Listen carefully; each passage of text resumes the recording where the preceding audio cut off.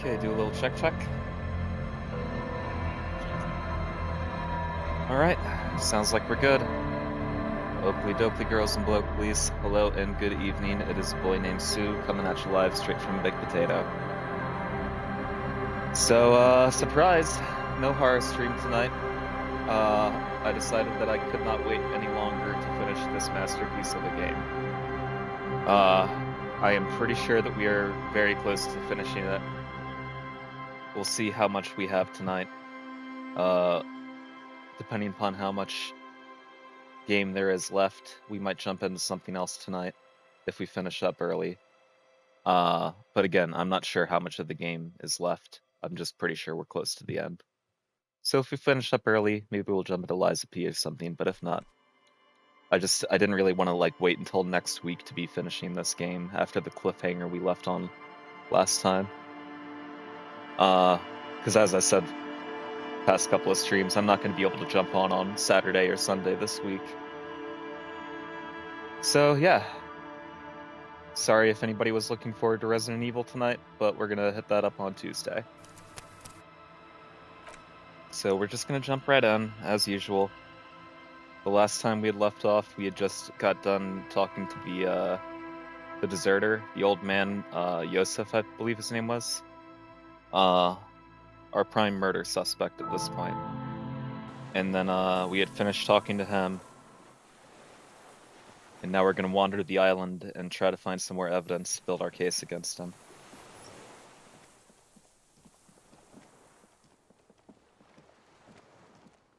And I'm going to poke around every corner. Because I've already missed a good deal of this game, I know. But I don't want to, miss anything else, basically, I guess.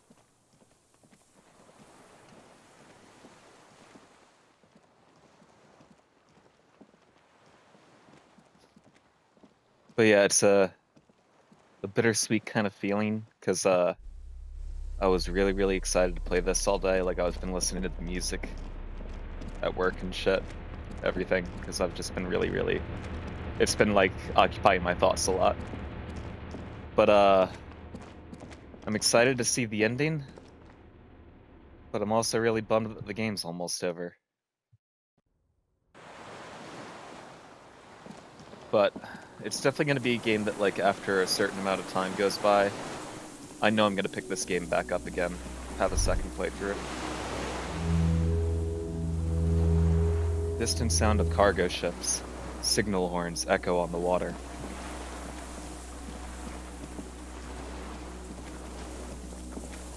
It has quickly become one of my favorite, if not my favorite game that I've played this year. And it's definitely up there in my top 10 games of all time that I've played. The ice cracks under your feet. Be careful not to fall through.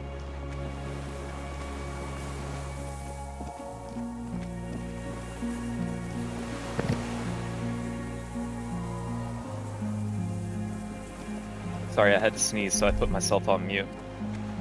Didn't want to blow anybody's eardrums out. The pain in your pelvis makes you wince. Then you continue.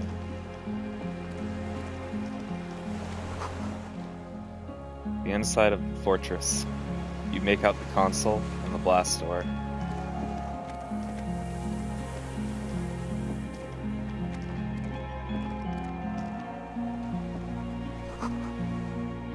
A weathered artillery map showing coordinates in the Bay of Revachol.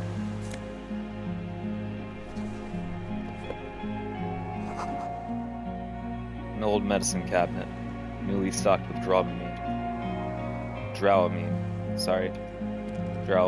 maybe? There's a rain-soaked mattress on a concrete slab, only half covered by the crumbling roof. At the head of it, double embrasures, firing slits like two eyes in the wall. B triple prime. This looks like a good place to shoot from. Lieutenant lowers his voice, stepping closer with his hand on his gun. Inspect the A mattress. single-person mattress, modern, civilian use. Brand name, Marjorie. There's a fuel stain on the cover, along with cigarette burns, and an empty can of beans on the ground next to it. filled to the brim with cigarette butts. Pick one out of the can. The silhouette of a tobacco picker adorns the paper filter. The brand, Tio Moteri. Contemporary Revacholians prefer Juan, a local blend from the southern islands, or Astra, the legendary cigarette from Grad. Tio Moteri is favored by older men for its paper filter tips, sweet smell, and added tar. Tio Materi, like the ones we found at Land's End. Remember? Yes, this guy gets around. Inspect the There's wall. a firing slit in the wall in front of you, like a little window. Touch the concrete Quite first. old and grimy from years without cleaning by anything other than the rain. Look through the hole in the concrete. The springs screech as you lean on the mattress and crane your neck to look out. Trepidation, a tingling feeling in your stomach. A small piece of Martinez coastline opens up in the square in front of you, like a tiny landscape painting. 1 kilometer across the water, the ruins look familiar. On the left, A towering skyscraper, its top floors shaved off by artillery fire. Capeside apartments. Rue de Saint-Ghislain, 33A and 33B. on the right, The red chimney and collapsed back of the 4-story tenement in front of the whirling in rags. Rue de Saint-Ghislain, 10. The doomed commercial area. in between the two. The box-shaped silhouette of the whirling in rags. Its sloped roof, a tiny fleck of light catches your eye on the rooftop, sunlight reflecting off the upstairs window of Clausia's room. Motherfucker. What does that mean? Do you have line of sight to the window? More than that, Kim, with a pair of binoculars, I would be able to see inside the room. whenever you wanted, like your own little dollhouse. A pair of binoculars? Or a scope of a rifle? You'd be prone, lying on a mattress, barrel resting on the embrasure. Cheek against a cheek rest, hand on the hair trigger, on a calm day like this. Kim, I could make it. I could make the shot. Good. I think we have it, detective. The origin of the shot. This is the sniper's nest. Why didn't we come here before? Why? We don't go everywhere in the 1,000-meter radius of the crime scene. That's not procedure. 6 people are dead. We could have Don't prevented it. beat yourself up, officer. We did not put guns in their hands or get them drunk. He looks north, over the fortification, then The adds, lieutenant pauses. Regret comes over him. We will make up for it. Here. I feel it. I hope that we do in some way. Things could have gone worse, I know, but could have gone a lot fucking better.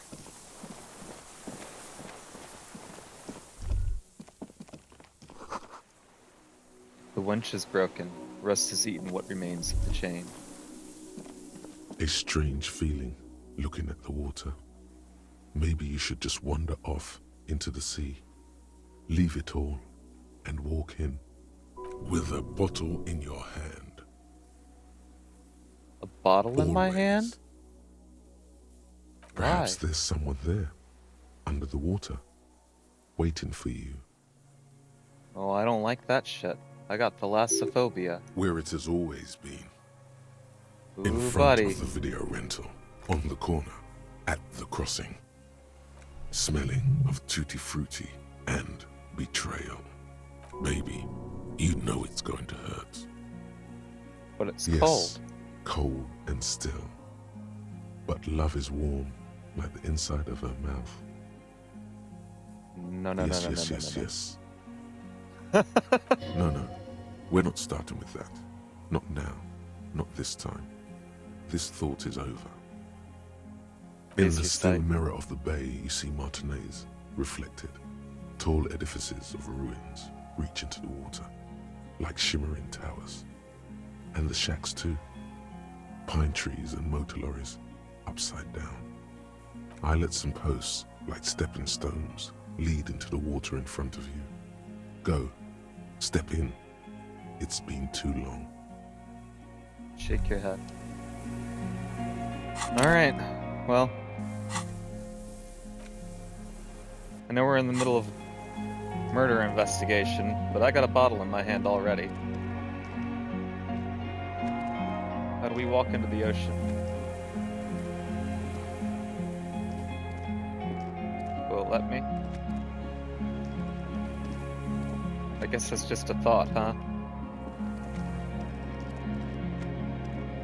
Maybe I'm missing the precise positioning that you need in order to walk.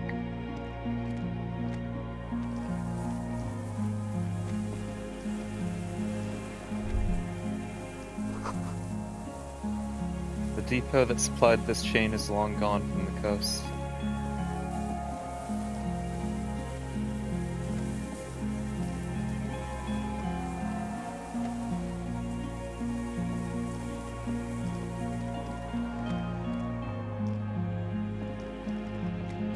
I feel like we should be able to walk back here. Sorry, I know I'm being annoying.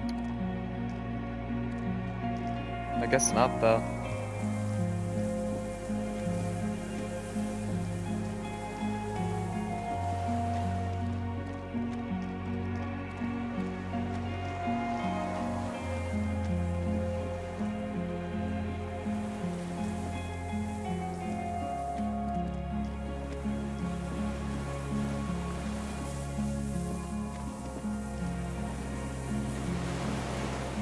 Just trying to poke around everywhere we can to make sure I'm not missing anything. All through, like, little corners and, like, the reeds and shit. No way to jump down here without breaking a few bones.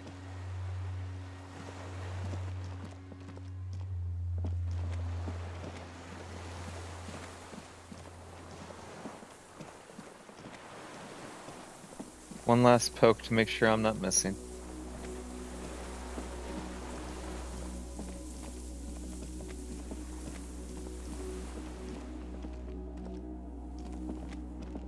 Why did the music get all weird?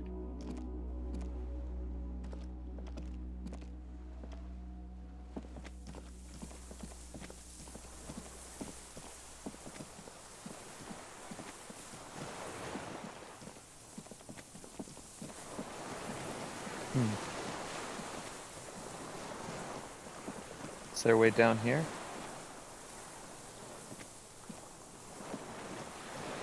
I'm assuming that's a no.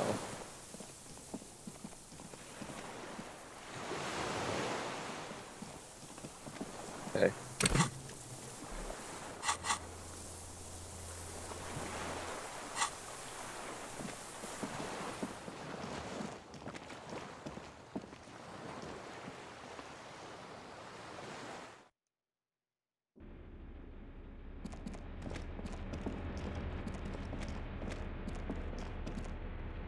Let's take one little final poke around the front end of the building. Oh, I guess that is upstairs, huh?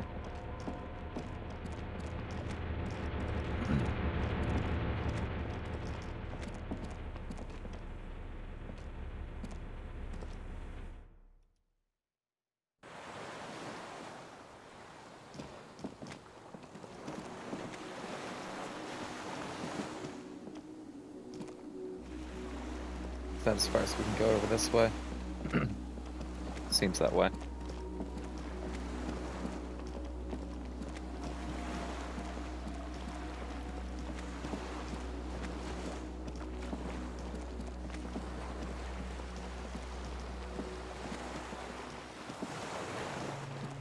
I just want to find whatever we can to make the case stronger against this dude, I guess.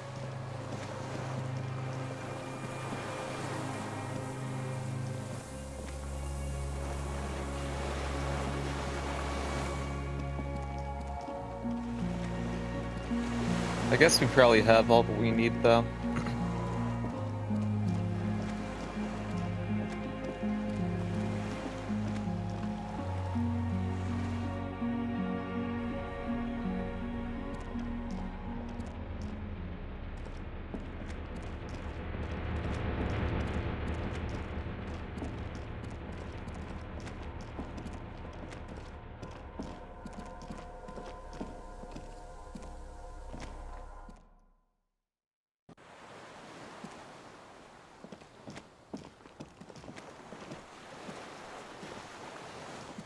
Can't go over this way.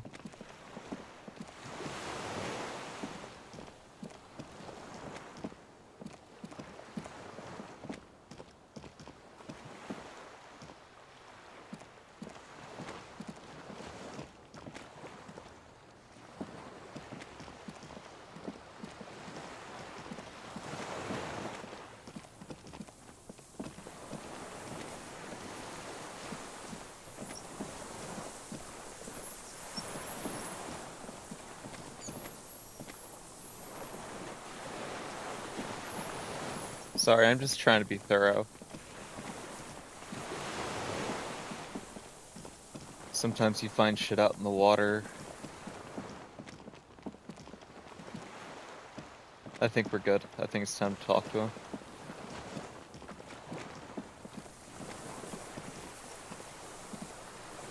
Minions of capital. What do you want?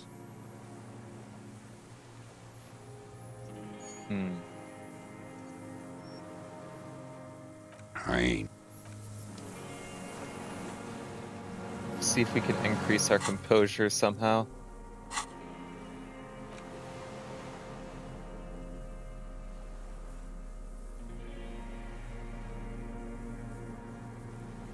And put pants on. And these sweet shoes.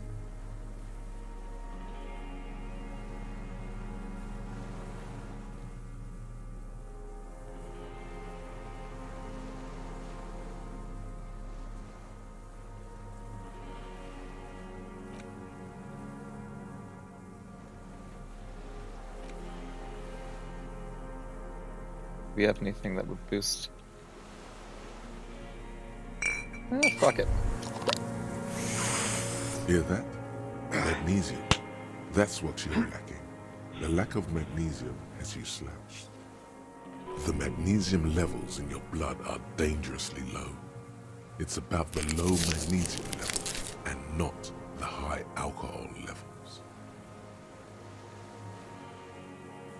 I fucking knew it wasn't the alcohol or the other Yeah, things. the other things. Long live the other things. Made you strong as an ox, they have.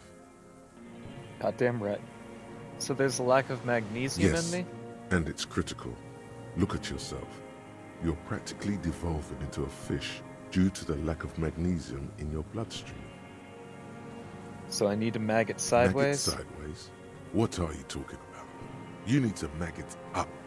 You've probably had 2 heart attacks and a minor stroke already, and the only prescription is insane amounts of magnesium. 1 stroke?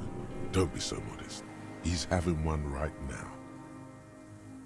You're saying I need to become a magnesium-based life Yes. form? If you want to live, you need to evolve. You need to transcend the carbon barrier. Go to the apothecary and buy insane amounts of magnesium. It will Already did reverse that. the damage to your circulatory system. Just remember, it's not the alcohol. Buy more of that too. Alcohol is not the problem. And it's certainly not the dextroamphetamine, nor pyrrolidone, that sweet, sweet psychoactive radiation drug. Nor smoking for 40 years.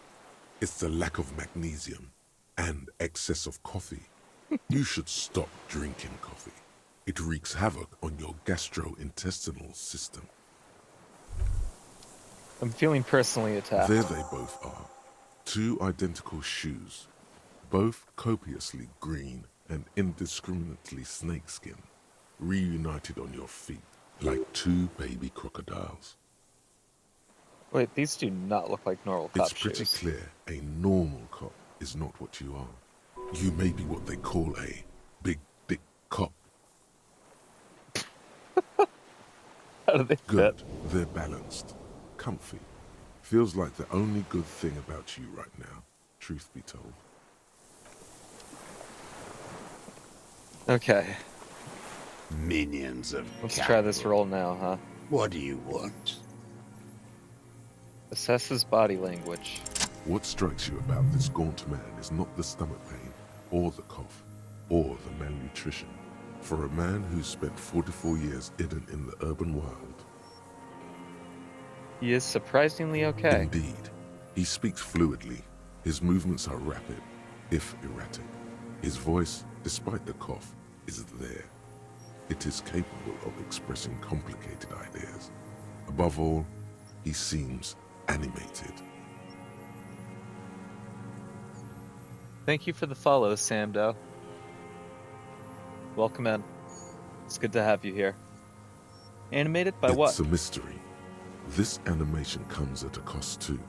Erratic hand gestures, thought processes cut off like threads as he just stares at the logs or the reeds. He also suffers mood swings, bubbling to the surface, unconstrained by his nervous system. Great leaps of emotion, from anger to grief, despair.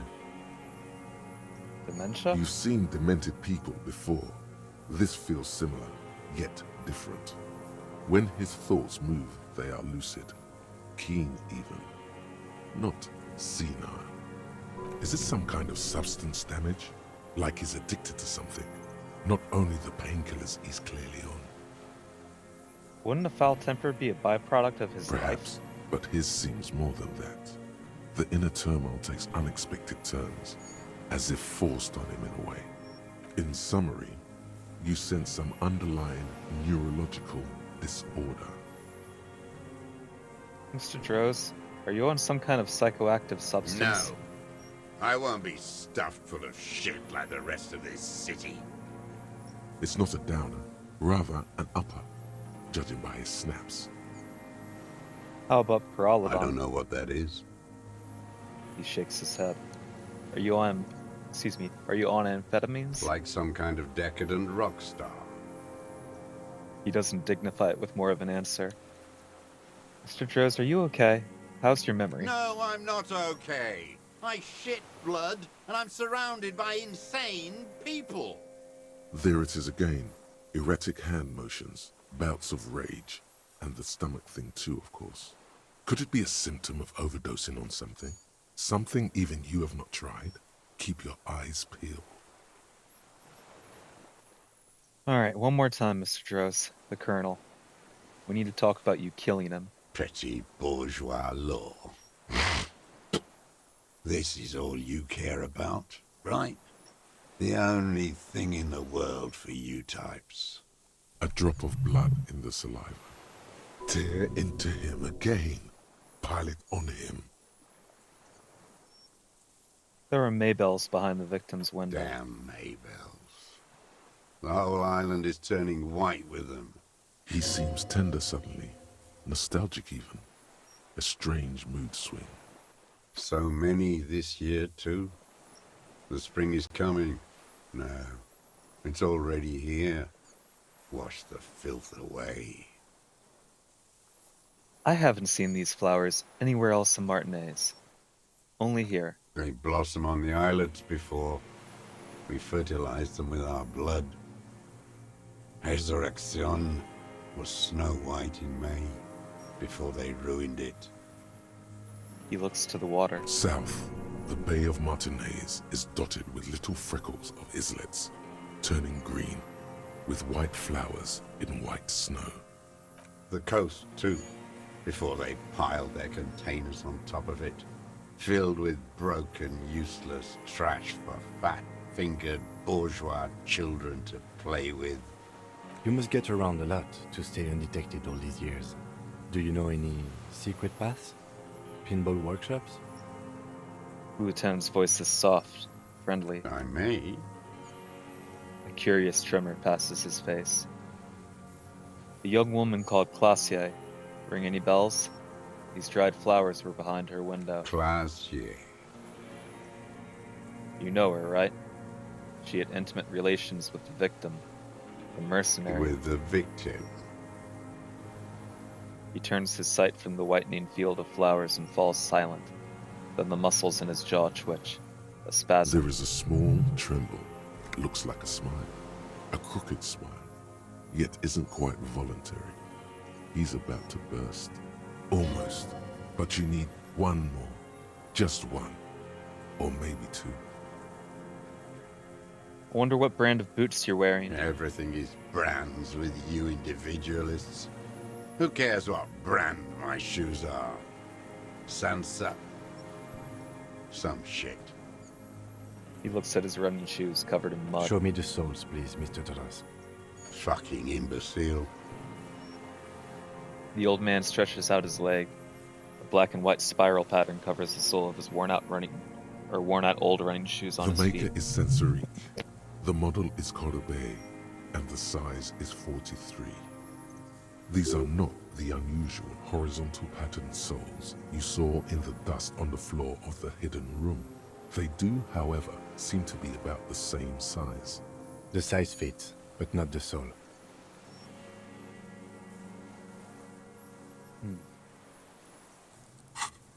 Should we increase drama? Or are we saving skill points for, you know?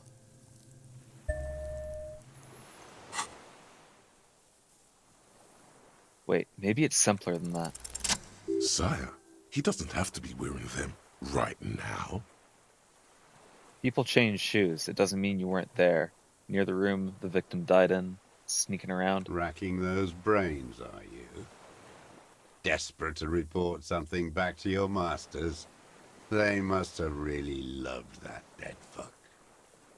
He squints at you, black pearls gleaming with The hatred. lieutenant gives you a quick sideways glance and nods to acknowledge.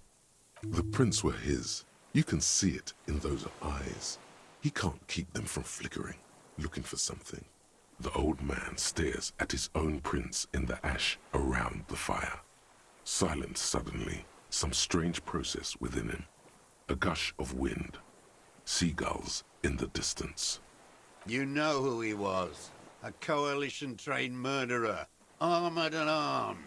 He wasn't human. The blunt end of a hammer. Dripping with blood. He was a rapist. I'm not saying he didn't deserve it. Beating us to the ground. Moaning with joy. You hounds get so thorough when a company-trained killer dies. I haven't seen you on this coast for 40 years. You know, maybe I should have killed one sooner. Got your attention. Now you stop beating druggies and prostitutes in your basement. Now you come to investigate. Not when they die by the hundreds. He looks you dead in the eye, pupils shaking, and breathes through flared nostrils. So you killed him. Oh, the inhumanity. One paramilitary less in Revachol. He closes his black eyes. You can almost see him squeeze a tear out of his eye. His fists begin to tremble from the The anger. lieutenant raises his right arm to hush you.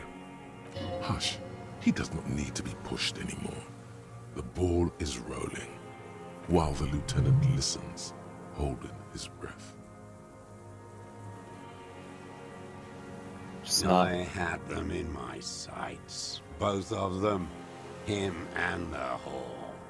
I was breathing with them, in phase, and I pulled the trigger and flew on the air until I landed in his mouth. He begins to smile. I didn't think I had a shot like that in me anymore. I did. I saw him kneel there with his mouth full of death, and that stupid look on his face. And his dick still in her. Smile There, quivers. a hot flash of rage almost carries the smile away. Some dark peace. Then what? Nothing. I went to sleep. Next morning there were Maybells everywhere. The world was white. Or what's left of it, anyway. My last spring here. I knew the fascists would come to avenge their own. And so they did. Mr. Taras, are you aware you're confessing to murder? The lieutenant asks after a second of silence. A single word is all he And you were gives. looking at them, the victim and a young woman, having sex, through the scope of your rifle that night, before you shot him? The lieutenant takes out his notebook slowly. Very The slowly. old man nods. Why? Because that's what they were doing. He shrugs. then smacks his The lips. motive. This is where the motive is going to come from. You can coax it out of him. The lieutenant's preparing the ground. I don't understand. Do you, detective? I don't understand this part. Why were you looking at them that night? I'm always looking. He cocks his head to the side, then turns his eyes to the city. Another tremor passes his right side, lower in Are intensity. you always looking through the scope of a rifle? I'm just trying to understand. A rifle scope has the best magnification. Helps him see all the shit. And if you don't like it, Click. If it's part of the shit you then see, you pull the trigger. Yes. Think of it as a form of critique. he looks the lieutenant He in the will eye. not stop now. These dialectical materialist types never do. Exploit it. You got him going. Connect every little piece now. Wrap this up like a gift. Start with when he first saw him. It will give him a chance to ramble. When did you first see the deceased? 3 weeks ago, when the rich hag came in on her galley. Her honor guard came in tow. By that you mean Joyce Messier, the Wild Pines rep? Wrinkled up whore. He nods.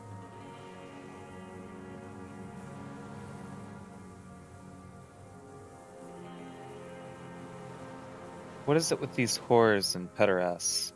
Aren't you a communist? Black sexual morals are a bourgeois ploy.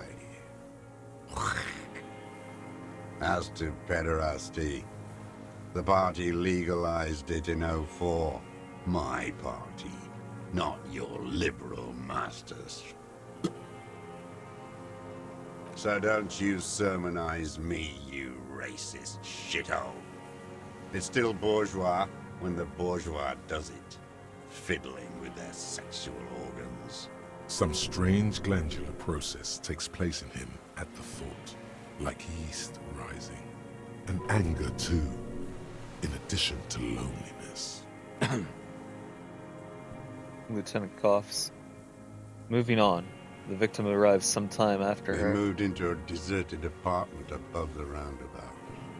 Radio equipment out for all to see. Reactionary radio playing, sloppy and drunk.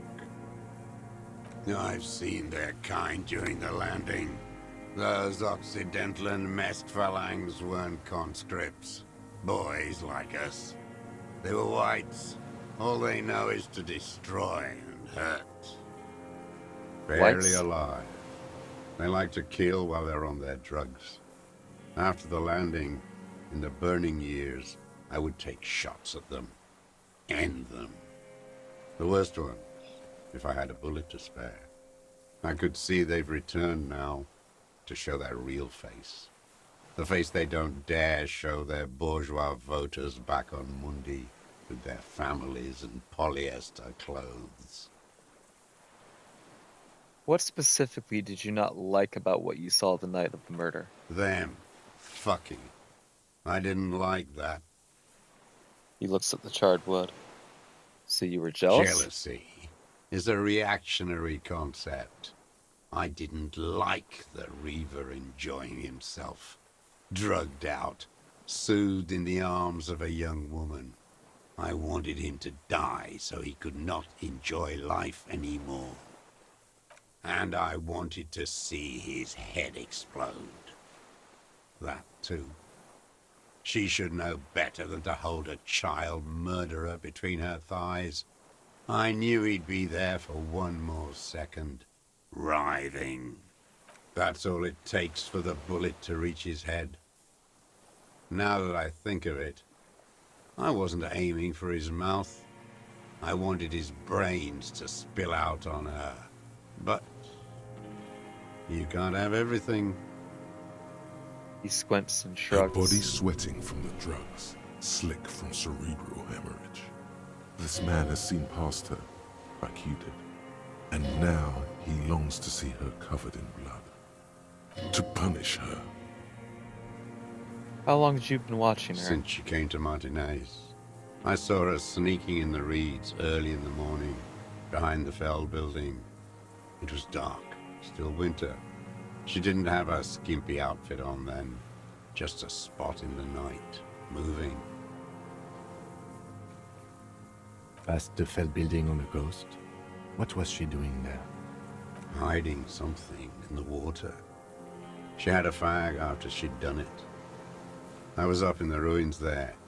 She couldn't see me, but I could see her, smoking. She was nervous, but not scared. And beautiful. And beautiful. That, too. How Who could you knows? see what she looked like? You said it was dark. The sun came up. Her hair was like cobwebs. She smoked more fags and snorted a line of whatever shit she was on, right there. She needed it just to move. He shakes his head. What do you think she hid Her there? passport and tickets to Villiers. And from there to Cachet Brut. In the free state of Seminine, hidden away at the edge of the earth, near the Pale. This is the hidden boy she told us about. We looked into it. After she was gone, Did you He keep what nods. was in it? When we found the submersible, it was empty. no. Why would I do that? I didn't need tickets to Villiers. I put them back. If I wanted to extort someone, I'd do better. A little inconsistency. He was surprised to hear her name Clausia before. Would he not have seen it on the documents? Are you sure? We checked the submersible. There was nothing there. Why would I need that trash? I'm not going to Villiers. A strange confusion comes over him from time to time. Some kind of aberration of the nervous system. You saw her name on the passport. Before when I said her name was Classier, you didn't seem to recognize it. You didn't say Clausia in there. What did it say her name was in the passport? It was something. I don't remember. It was dark that morning. I only remember her face on the photo. Moving on, did you continue watching her after this? I did. She had a face like an archipelago, with those birthmarks. And a body, hard and lean and bruised all over. Black and yellow. I could see she's taken a beating. He almost I smiled. could see who she was, too. A spook. On the run. Revachol's the cloaca of capital now. All the bagmen and arms dealers end up here to do drugs and have sex like animals. You could tell she was a spook? From the documents? She had different color hair on the photo, and glasses. Forged. Some sordid bourgeois affair. I've heard about this kind of thing on the radio. How did you see all this? The bruises, that she was beaten. I'm not blind, am I? How does he know those minute details about her body? It quickly comes to you. The bruises on her body, any chance you've seen them through a hole in the wall? Oh, yes. Cutting those drugs of hers into little lines with a knife. Masturbating. Everything in him fills with impossible longing, all at once. Did you make that hole? With a clip point knife. Good for listening in, too. For hearing the moaning and the snorts. Ever see her through a window on a Like roof? that, too. Yes. Bending like a bow against the glass. You've been through the secret route behind the whirling rags. Those were your footprints there. You just changed your shoes. I've been through all of Martinez. Every nook and cranny. And that too. Yes, that too. The things they did in that little room. What she'd do to feel good. Funny the way light works. You turn it on inside, and it gets so dark out, you can't see a man looking in. I learned that in the 20s, when they were still hunting me.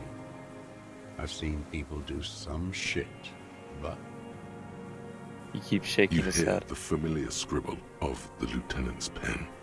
A quick glance at you. One more loose end down. We're doing this, detective. How did you get in there? The hidden pinball workshop. I can just walk in there now after a good wash. I told you, they think I'm an antisocial. Closing hour is a good time. The kitchen's empty. You had to open the steel door in the kitchen? How? I got that open a long time ago. Some bourgeois game merchant lived there. I don't know, 15 years ago. He left spare keys all over, and I took one. Then I saw her turn the light on one night in my scope. He points towards the whirling rags. You wanted to punish her, so you killed him. She practically breastfed that man. You wouldn't believe the things she let him do to her. He shakes his head and stares at the ashes. You stare at them too. In your mind, her innocence day still turns to leaf. Airport bag in hand, silks flowing in her wake. A See dream. you tomorrow, Harry. Her voice rings in the evening air, burning. You saw through her? So did I. You're delusional. There's nothing to see in the soul of the bourgeois woman. It's the same as the surface. Sick hedonism and desperation. I'm not like that. I don't think like that. No one gives a shit what you think. You and your cronies kill 10 working-class men a day. I've heard the statistics on Channel 8. You had feelings for that woman. There's nothing to hold on to. Only this. It's not enough. The coals of his eyes glisten suddenly, like stones dripping with water. Is he crying? Man needs to feel something else. In this fight, it helps if you have your eye on something there. It's weakness, I know. He looks to the city. There have been others? Yes, over the years. It's not unproletarian to feel something. Was that why you left the dried flowers behind her window? No. He starts to shake his head again. A sunflower on a withered stalk. Why I then? don't really know. I was there one night and she was crying, like a child, in the corner of her room on the floor, like she does sometimes. When was this? The day after I killed him. And you brought her Maybells. Yes. I don't know why I do the things I do anymore. He looks at the charred logs. It's as if something put the thought there, to leave the flowers. Something put the thought in you. Compulsion. What do you mean, put? He raises his eyes. They're round and A wide. brief flash of terror. I just got this feeling from what you said. Do you agree? Maybe. I told you, I have holes in my brain now. I wouldn't just sit here waiting for you. He lowers his head and just stares at the A logs. sudden pang of rage. If you came 10 years ago, I would have killed you. He wipes his In eye. the silence, the lieutenant draws a line in his notes, then nods at you once more. One more down. So in conclusion, it wasn't about him. It was about her. Her. He repeats, staring at the ashes, then the reeds. There's a twitch in the corner of his The eye. lieutenant nods at you in acknowledgement. That's it. Motive. We have it. Where is she, that Clasier? I haven't seen her there for days.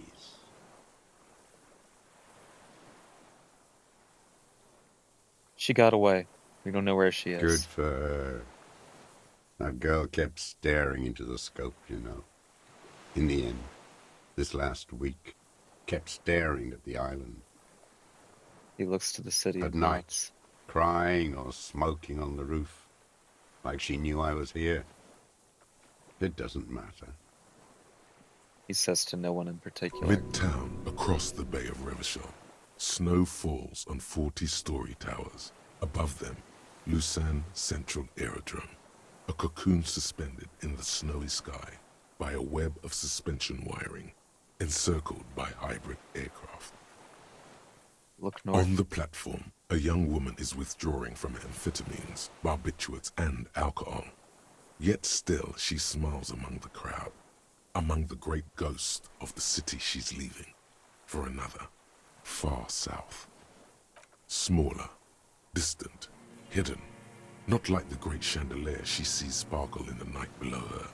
Streetlights, towers, tenements, and water, and across it, a dark strip of ruins, barely visible if she didn't squint her eyes. There, on a dilapidated jetty, in a nameless village, 2 police officers and 1 special consultant look across a narrow strip of sea. The ruins of a seafort stick out of the water, built by Philippe II, reappropriated by the Commune, then lost in the landing. He's there, doing what exactly, I don't know. Satellite Officer Vic Mayer points at the ruins. Behind that anti-aircraft something. That's why we can't see him. Special Consultant Heidelstein is optimistic. We'll see the boat when he comes. Let's go get a coffee until then. I know this interesting little place. Where? His voice trails off as the 3 walk down the jetty. As the men go, Patrol Officer Minnow looks back over her shoulder at the crumbling fortification in the snowfall, like a rotten tooth rising out of the water. Good luck, Harry, she thinks. You need something good for this. We could get more.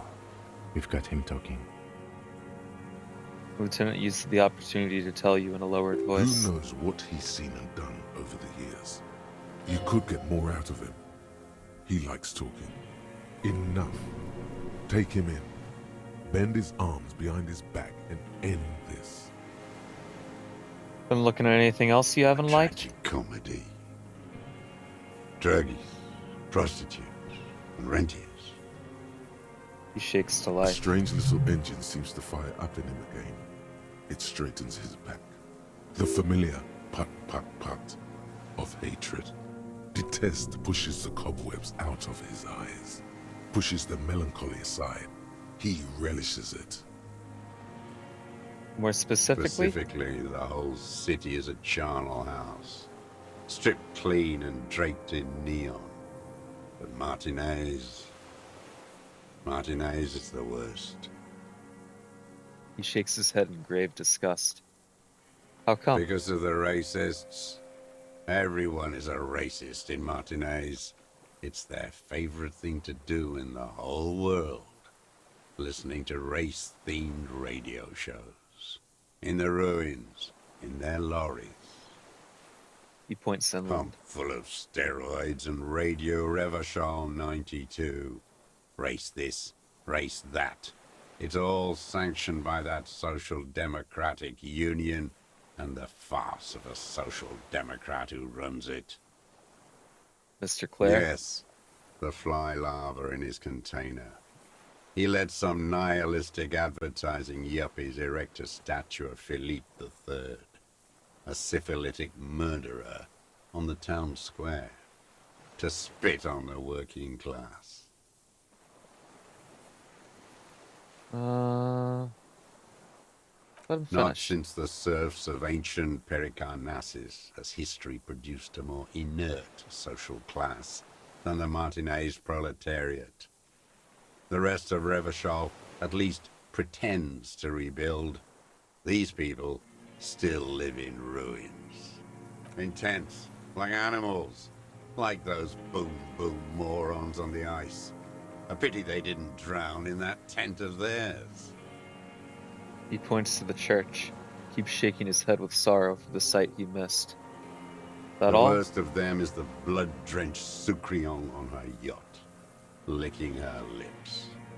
The old whore's gone now. Her gun-toting porcelain men are dead. So, actually, no. The worst is that old cop parading around in his uniform, throwing balls all day. It's not enough that the racists and liberals are dancing on our graves. The old loyalist ghouls still parade the ruins too. Every morning he's there, while the parasites he fought to protect are off in Ozon, or Koyamoran, or some other island they built their palaces on, feeding on drugs and having sex with their own children. That's all the rich really want. Sex with their own children. Throughout history, even the royal bloodline of the suzerain, it's all just an excuse for them to have sordid sex. At least that old cunt Frisell is now dead. Now I have some questions about We that. did good when we pushed him under the horse car. Until, in the 30s, those disco whores. He breathes in, his breath heavy with hatred. You cannot make out a The single disco word. whores are too much. Hatred shuts down his brain's language center, leaving only a nonsensical sputter. What was that about? Steroids? It piqued your interest. There was something about a statue and nihilistic advertising agency people. Might be worth investigating. Ask about that cock on parade too. Make sure you get everything here. Disco whores? Whores. That's all he says. Even that word has to be pushed through his teeth with great force. The rage seethes too hard. And the racist on the gates, pumped full of steroids? Yes, steroids. A racist on steroids. You mean Measurehead, right? What's your opinion on What him? is my opinion? You think the rich man has an opinion on this idiocy? Is the rich man on the radio telling you his opinion? No. The rich man's looking at real estate and fiddling his kids, wading through the corpses.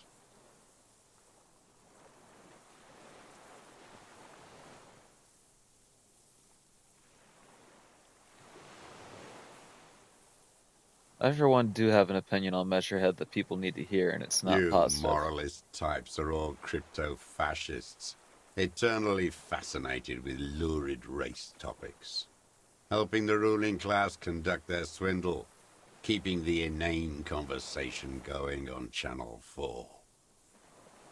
The rich man doesn't care about complexion.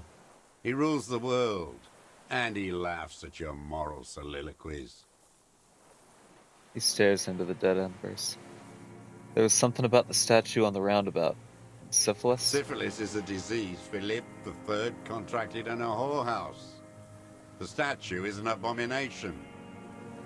The Abomination? bacteria entered his brain and made him squander trillions on sparkling wine, cocainum, and monuments of himself. His son, Philip IV, the insane, contracted syphilis in the womb. He breathes in with a wheeze of hatred. That is technically possible, although Philippe III was not actually syphilitic. He was just mad. And he still went on to govern Revachol for 25 years. We lost 2 million lives toppling that mode of government. And those grotesque statues too. Hundreds of them. But it's still there. What a keen remark. Yes, it is, isn't it? It's still there. Do you know why? Because you forgot to take it down? Forgot. The party had each of the 141 Philippian monuments detonated with plastic explosives. We were pedantic about carrying out the order. No. He points toward the Some city. advertising cockroaches used their accumulated capital to erect a new, ironic version of it. Art is a bourgeois establishment. It's an affront to humanity. He shakes his head in disgust. Wait, the bullet hole in Philippe's heart. The statue had been shot. That was him. It was you. You shot the statue. There was a bullet hole in his I heart. did. A needless, sentimental gesture. I should have spared the bullet for a deformed monster of liberal capitalism. Shameful, really. Yes, shameful. So many others to punish over the years. Isn't that right, detective? He turns to you. That's it for the statue, then. The fat union man let them put it there. Corrupt as he is. Probably got a fat check for it, too. Shared with the law. Accusations of corruption. Push them aside with a sharp change of topic, officer. Put the heat on him. He keeps having opinions about the union's leadership. You mentioned the Union is a social democratic. And Mr. Clare, a farce of a social democrat. Another hideous disappointment. Unions are the real enemy. The true enemy of the proletariat. Placating the masses. Who's a disappointment? Everett Clare? That deformed toad? I wouldn't expect him to wipe his own ass. I mean, the brains of the operation. The smart one. Edgar. You mean Edgar, Everett's brother? He talks a big game about uprising and social base. They must have sent the smart one to some university in Le Jardin, where it's alienation this and hegemony that. He's been sweet-talked by this Edgar. They must have met in person for such animosity to have developed. We're not the first person you've met from the city, are we? You can't live alone. He stopped poking the ash now. Just shakes his The head. Clares wouldn't miss a man hidden in their own backyard. Not all this time. Nothing happens in Martinez without them knowing. Of course. Maybe the Clears asked him to. Don't go straight for the kill. Exhaust everything else first. Soften him up. Have you approached I them? haven't approached anyone. I hid. It was Edgar who came to me. How did he know you were here? He didn't just stumble in like an oaf. He figured it out. Some kids told him about a monster on the island. I told you, he has brains. He points to the path leading to the tower. Stepped right off the boat and walked down where you came. I even kept the door open for him. Thought he was a man of the left. Wouldn't rat me out. I was right about one of those things. When was 20 this? years ago. Neither of them could walk now, could they? They were less fat then. That's around the time the Clears came to power. What'd you talk about? Edgar did the talking. Paid his respects like I were a fossil in a uniform. Offered platitudes about the struggle. Flaunted his pink degree. Even quoted Marzoff. Never trust a social democrat who quotes Marzoff. Oh, and charity too. They love their charity. Offered me blankets and social housing. I still have the gas cooker he brought. And he let you be here? Let me be here. The ZOC is an unlawful successor of the Commune of Revachol. We took this fortification from the Loyalists. Even the Clares understand this. Mr. Dross, did you kill the criminal mercenary for the Clares? Then incite a riot? You know why I killed that fucker, Dwat. As to Edgar, I'm not doing anything for that swine again. Again? What have you done for Edgar before? Tried teaching him some Marzovian socioeconomics. They didn't stick. We parted ways. We'll level up logic before we do this. Again, what are we saving our skill points for? What was the deal between him and Edgar? The connection comes to you like a splash of cold water. Dark, cold water. 20 years ago, when you met Edgar, the Clares didn't run the Union yet, did they? A sputter from the He old man. acknowledges it. Here we go. A twist behind the dark bend. Who That did? bourgeois cow. Tiffin Holly was her name. Licked the rich man's hand every time he came to town. Never seen a labor leader so hot on mutual cooperation. And money. She liked that too. That Holly was a real bridge builder and a deal maker. His eyes glistened suddenly with Bordering hatred. on sentimentality, it drips out of him, tempered by something familiar to you. A familiar rage. She was also a woman, wasn't she? Like that She Klaus had. was. And she was real soft on those money men. Had a Barbara Muscova bag over her shoulder that she liked to bring to work. And then she just Called disappeared. in, they say, on the eve of battle. Ran away. Vanished like a piss stain. He squints and smiles at the black No. logs. That's not quite it, is it? Did she? They say her daughter called in, not her personally. But that wasn't really her daughter, was it? Lieutenant feels it too in his black No, gaze. I guess it was not. You could swear you see the embers glow again under his eyes in the dust. Edgar had someone make the call. Why is that, Mr. She couldn't Cross? make the call herself. Here it is, the bend in the river. The truth. Because Why? she was dead. How come? Because the cow caught a bullet in her right lung. Fell into the canal, grasping her tit and drowned. Or bled. Hard to say. It was a sloppy job, on a moving target. She was going home, waddling, dressed in yellow, drunk like she often was. The ruins are black around her, and she had a yellow leather bag under her arm. She tried to cross the canal, heading home to Grand Couronne or Betancourt, someplace like that, where they build those new bâtiments for the people who flourish in the hell around her, and the ruins. You shot her. Someone shot her. Or maybe the cow just fell. My memory is full of holes. All I know is... Another big spike of rage. Different from the one he has for her. nothing changed. Not in the material base, not in the hegemony.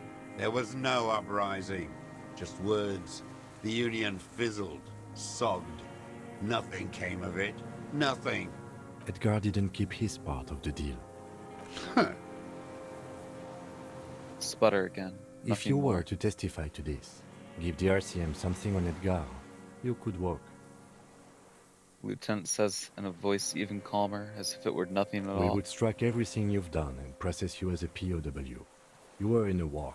You were on assignment. We could even extradite you to the Samaran People's Republic. A degenerate worker state.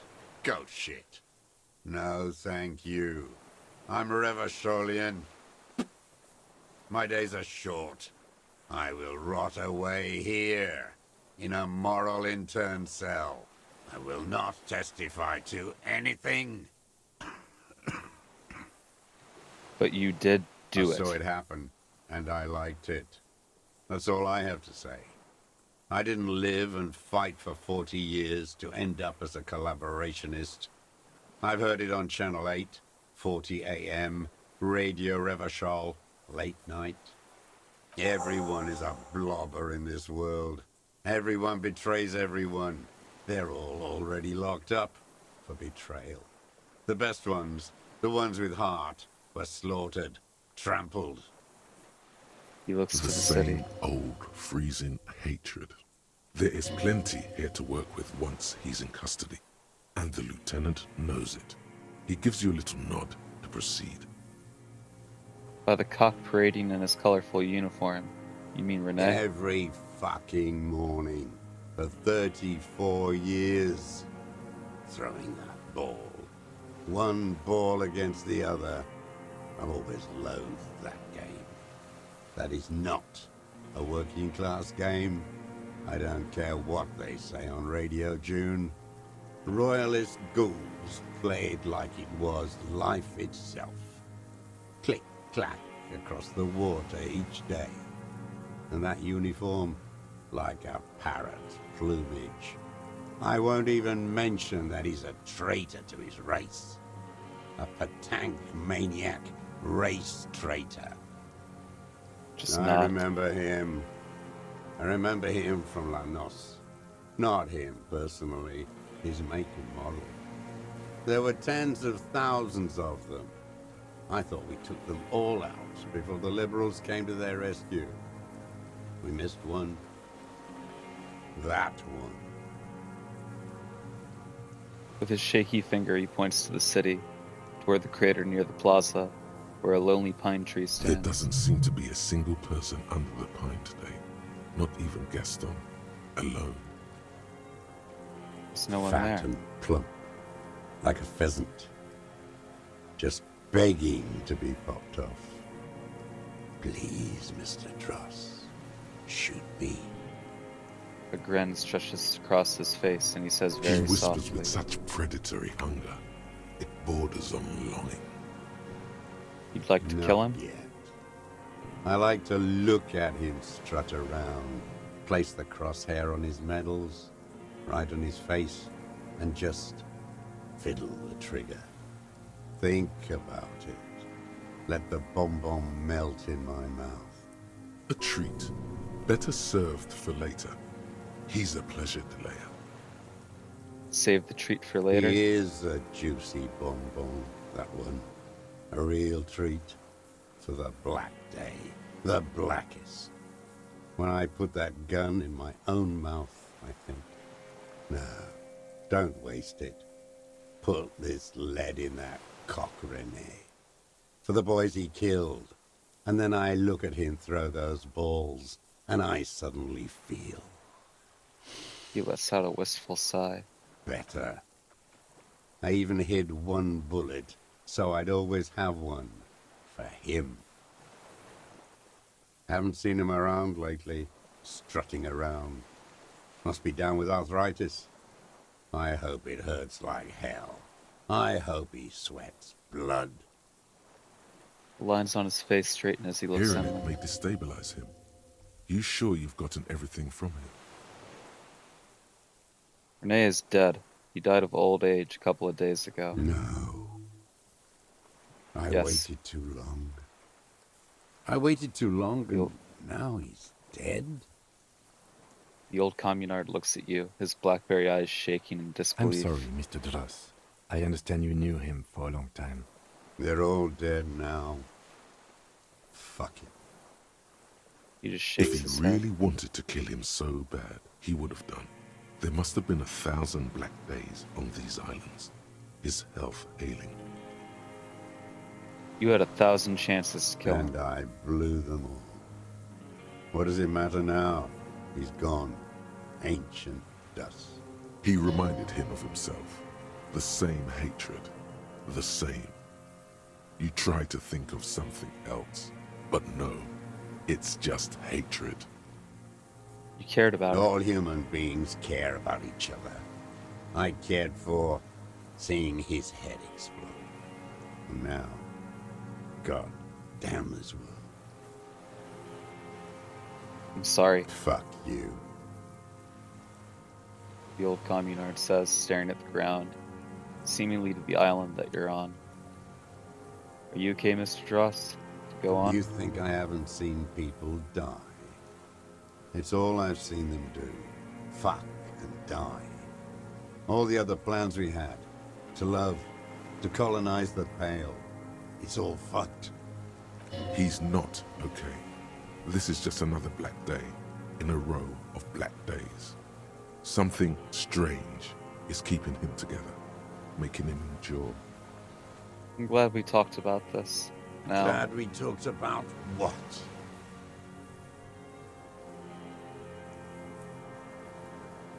okay, well, I don't know why that's highlighted there, because we just talked to them about all that. I am very, very sorry to break the momentum here, but give me 2 seconds. I just gotta run and grab a bottle of water really quick, because I'm really, really thirsty.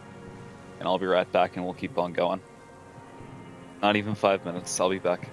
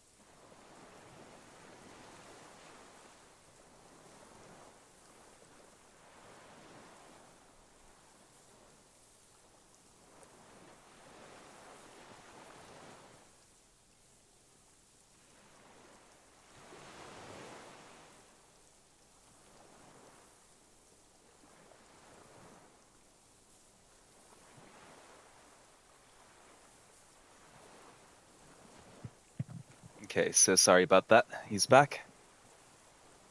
Yosef Lilyanovich Dross. You're under arrest for the murder of the Colonel.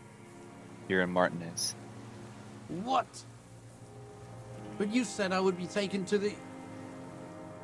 The old man's eyes fill with sudden, unexpected terror at the This words. terror is the sum of all the uncontrollable movements and mood swings he's been exhibiting. The wind picks up. The silence on the water is broken all around you. Little shivers of waves appear. The lieutenant continues, like an incantation. Your wayfarer rights have been suspended. Information provided to the officers on the scene will be used against you by the prosecution. You will be given legal counsel within 1 week and must face court in 44 days. Do you understand? Do you understand? But... Kim, he's No, afraid. I don't want to. I have to stay here. He looks at the reeds, eyes submerged in He's a growing brave terror. man. Why is he unraveling? He's sweating. Beads are forming on his forehead. Pupils are dilated too. Eyes getting blacker and blacker. Your confirmation is not required, sir. Now on to the boat.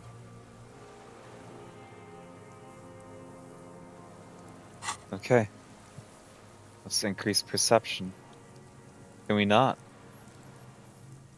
I guess we can't. I guess that's max, huh? Alright. 72%. Let's go for it. There it is again, to your north, as it has been since you came to the coast. The reeds whisper, stalks rubbing against each other, but then, in the middle of it, What? something completely different. It sounds like a bow, very slowly being drawn against the strings of a violin. A very small violin, made of reeds and rushes. Maybe there is room for 3 on the boat. Shh. Kim. Do you hear What? that? What are you talking about? Is this... really us? The old man's voice drowns in a sudden gust Your of wind. skin crawls.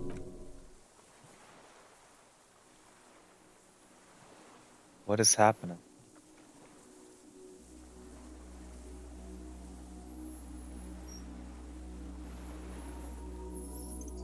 What?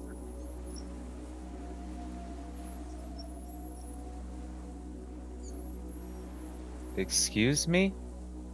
A delicate tangle of arms and legs unfolds from the reeds, limb by limb, to then just stand there, moving its Holy scythe-like fucking arms shit. in ghostly silence. What is What that? are you talking about? The old man looks at the reeds, then at you. The giant stick There's insect. nothing there. He looks The stick confused. insect is over 3 meters tall. It looks straight at you, with its tiny pinprick eyes and its grotesquely small head. You feel your legs shaking under you, and your gun hand move to your holster to grab the gun. There is, I see Tell me it. what you see, damn it. I can't make out one Kim. small thing in the reeds. Kim, can you see I it? can see it. 4 simple words, thank God. If he can see, then you're not insane. But that means it's really there, spinning slowly, in absolute silence, its limbs long and slender. Be very, very careful. Lieutenant whispers, then takes a step towards the giant arthropod. My jaw's on the fucking floor right now.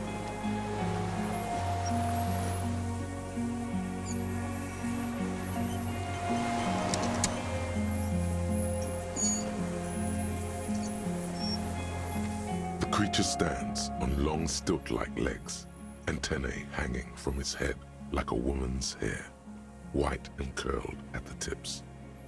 It is no more than 5 steps away from you. The segmented antennae move with apprehension, searching for something that's not there. Reed-like tufts stick out of its joints. As the insect moves its forearms, it produces a faint hiss, like a reel-to-reel machine spinning after the tape breaks.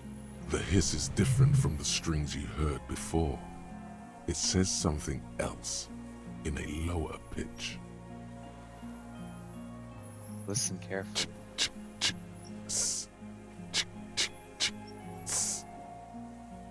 Be afraid. You smell wrong. This is the Insulindian It Phasmid. is. Lieutenant whispers behind you. You hear the familiar ring of his jacket unzipping. Slowly, painstakingly You so. glance over your shoulder. The lieutenant holds a piece of milled aluminium.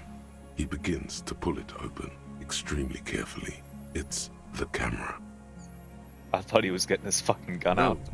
The flash will scare the creature off. Warn him now. Are you sure it won't scare it off? We need a photo. No one will believe us. He continues to From pull the the lens corner of out. your eye, you see a sudden cascade of motion ripple through the Phasmid's limbs. A series of ultrasonic clicks fills your ear. I am not palatable. Do not eat me. I am afraid. It's afraid. Stop I won't be now. one of those fools who didn't take a picture. He has stopped fiddling with the camera, but does not put it down. He's letting his pride get in the way. You see the Phasmid turn to him, its mandible antennae reaching out. Its motions are quick, sudden. Who cares what they think, Ken? Understood. Of course. He comes to abruptly. He says The with a nod. spindly mechanism turns itself back to you, its antennae taking their measure of the air, slowly. Say something to it quietly, like, "Don't be Nothing afraid." changes in the cyclical brain motion of the creature's limbs. They are porcelain white on the inside and reed-colored on the out. Beige, light brown, and striped.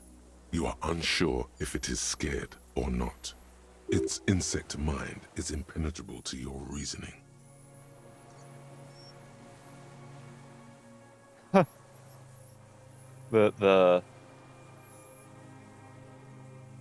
The buffs here.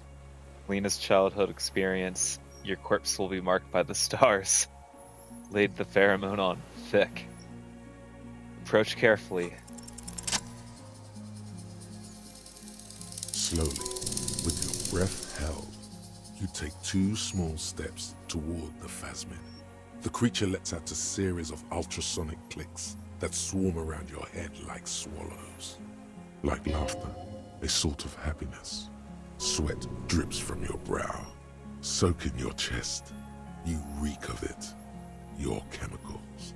Hissing and clicking, it extends its mandible-like antennae to greet you. You're right below it now, looking up at the colossal chitin of its white limbs. The head of the creature is crowned by reeds, and its eyes are like small droplets of water. Hello, I'm Harry. I don't really know who No I reply. A total ancient silence comes from its mouth, along with what appears to be some kind of foam. The stridulations of its limbs continue all around you. am. Stand on your tiptoes and look more You were closely. right. Little bubbles form on the mouth parts of the creature, on its segmented lower lip. It looks to be foaming, slowly. The foam is white, then yellowish. The faintest smell like you've never felt before, like burnt roses. Yeah, it's foam. Careful. It may be poisonous. Lieutenant watches you The apprehensively. foam slowly turns a darker shade, like burnt caramel, as the insect moves its mouth parts, masticating. The little bubbles begin to burst, one by one, letting out that same smell, like summer burning. Raise your hand slowly. The insect stops its stridulation, seeming to observe you. Below its crown of reeds, little pinprick eyes detect motion, glittering. The world stands still around you. Suddenly, there is silence. No, stop. Be afraid. Put your The hand down. invertebrate comes back to life, stridulating. Sets of complex eyes follow you, moving in tandem. on either side of the insect's small head. Tell me, what are you doing? I exist. I exist Tell me too. what it's like for you.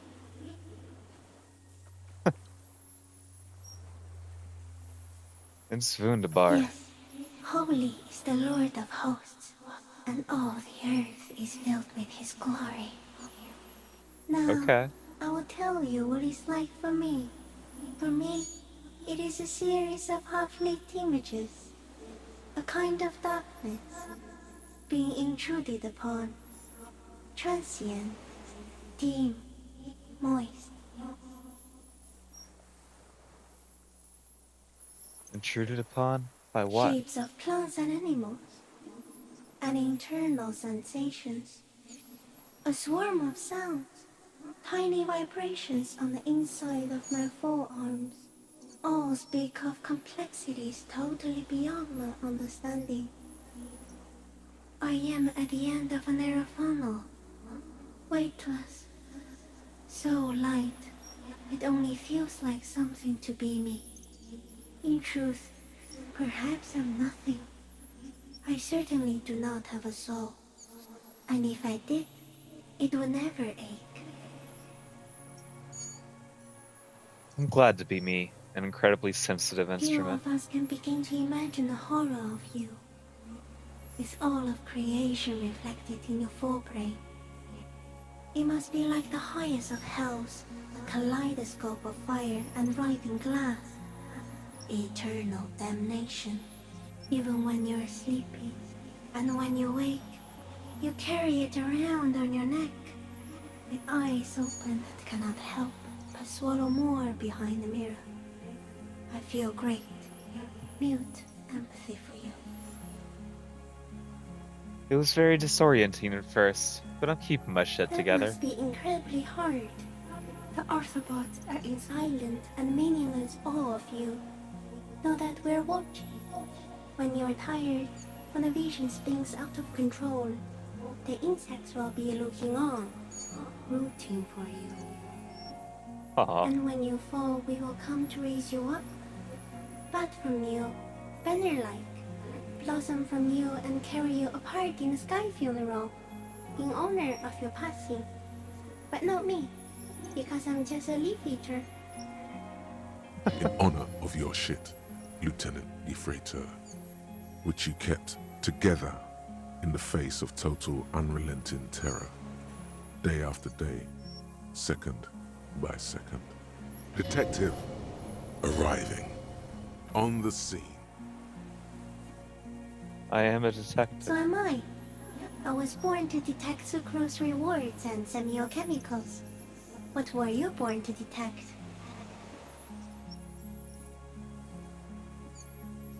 The killer. He's in a bad state, deteriorating fast now. He thinks I am beneficial to him, but I am not. I only quicken his deterioration, You're destroying him? very slowly, and only because he won't go away. It is meant to keep them from noticing me, to interfere with the pictures in their heads. But he has looked at me for too long, and I am destroying him. Is this a dream? What's happening? No, you are awake. I am real. Light is forming me. This is real. Where does this come from? All this, around us, the world. Not even the birds know that. Not even the water lily. And all we can do is beat our fists against it, day after day, with no You can answer? also eat it. If it's a leaf, you can put it in your mouth. Yum yum. Or read. Wait, so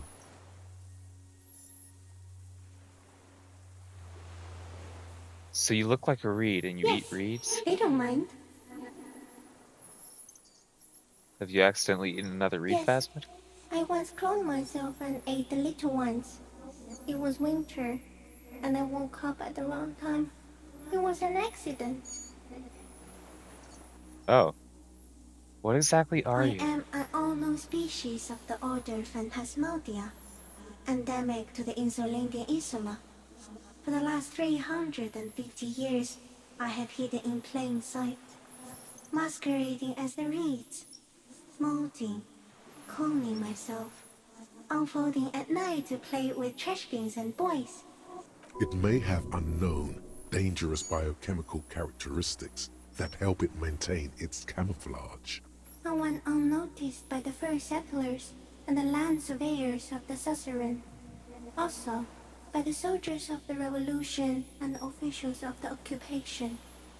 Even the Seminese islanders who came here first, but did not stay, have not seen me. I have stayed hidden through 4 forms of government and 2 scientific revolutions, until I was accidentally discovered by a detective of the citizen militia in Reverchol, district of Martinaise, March 51. Are you poisonous?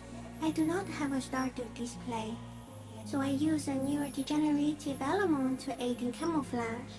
Do not worry. It is only destructive over long periods of time.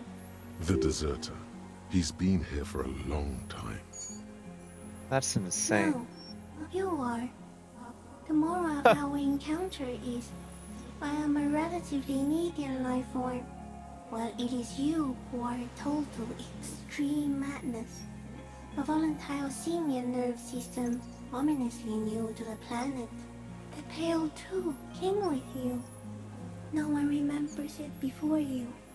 The Nidarians do not. The radially symmetrics do not. There is an almost unanimous agreement between the birds and the plants that you are going to destroy us all. Wait, the Pale is It human-made? is a nervous shadow cast into the world by you, eating away at reality. A great, unnatural territory. Its advent coincides with the arrival of the human mind. I don't have that kind of You're a power. violent and irrepressible miracle. The vacuum of cosmos and the stars burning in it are afraid of you. Give me enough time, you will wipe us all out and replace us with nothing. Just by accident. I How? suspect it will be something like the oxygen holocaust that wiped out anaerobic life 2.6 billion years ago, when organisms first started breathing. Only much worse.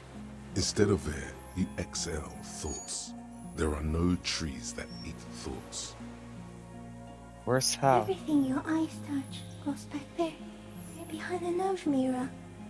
What if you blink? Are we still here? Please don't blink. What if you misplace us all one day, or just forget?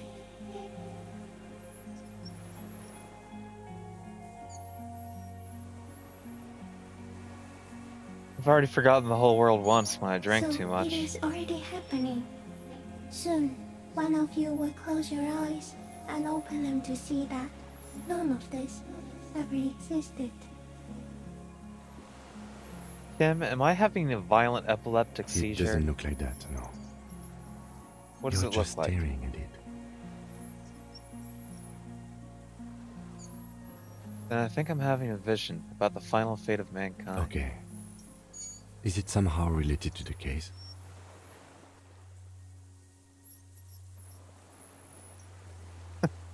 Sort I of. think we should take the picture, and then you should back away from the unstudied species. I have to say goodbye now. I have no more thoughts. That was No. all. There is one more.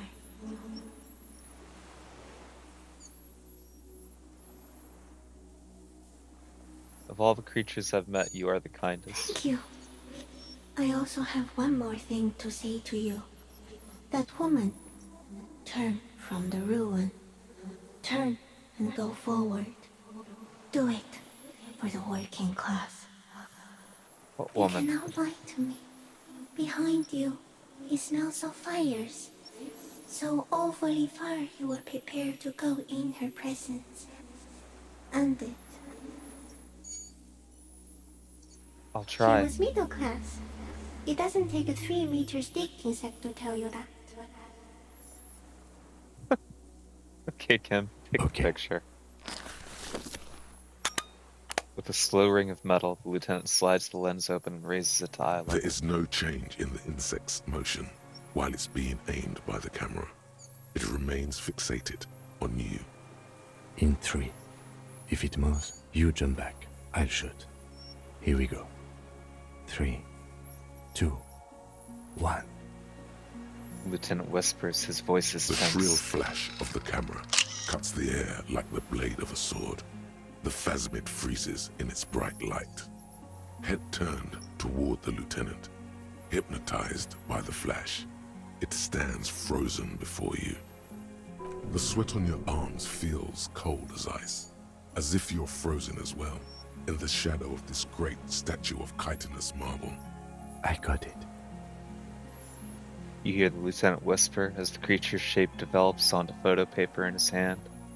A polychrome ghost of white streaks against the reeds in the sky, and you as a shadow before. For all time.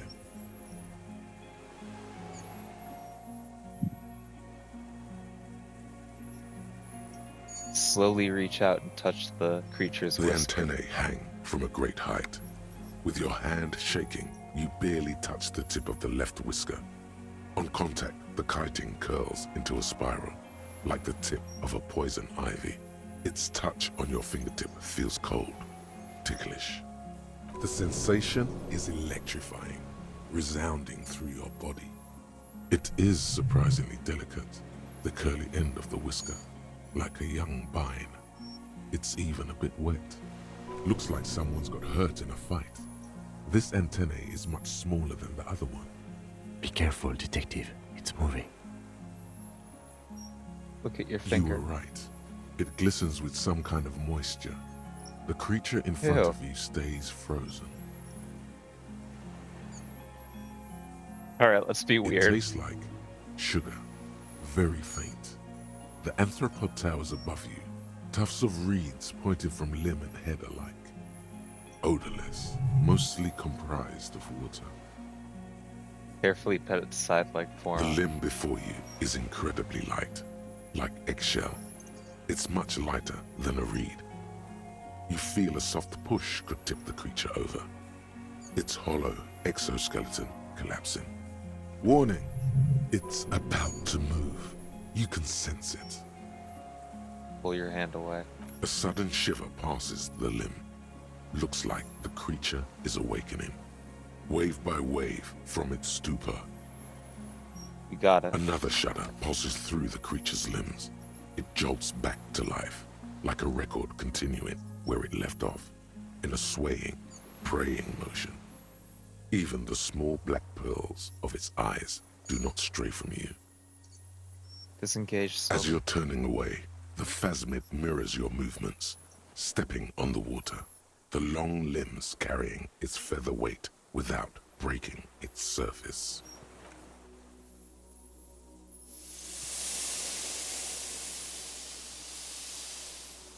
I can't believe we found the fucking cryptid.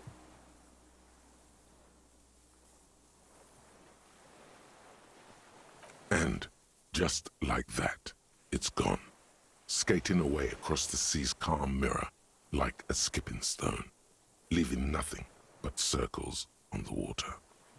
And something under it, in the place it stood, bobbing there, among the reeds, a collection of items. It's gone. Lieutenant looks north with his head raised to his Apparently, yes. Like a water strider. Only, I've never seen anything like that in my life. What's that in the Looks reeds? like a nest of some sort. We should have a look. What now? What now? The old man behind you repeats suddenly. He's put his hand into the ash. It's In dirty some and kind black. of strange, semi-catatonic state. Our suspect is not looking so good. We need to check on him. Priorities. Boss's passport.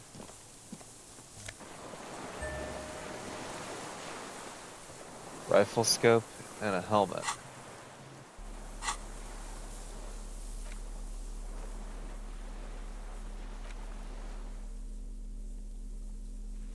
This well-traveled passport with visa stamped in it.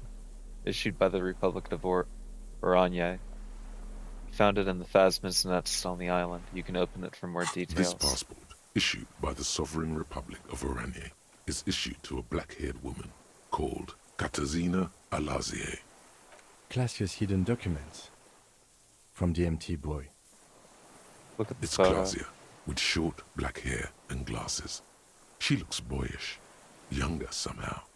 An old photo, before life came and did what it does. What was this doing in the Phasma's Maybe our nest? man, Mr. Dross, took it from Classia's, or whatever her name was. Hiding place, or...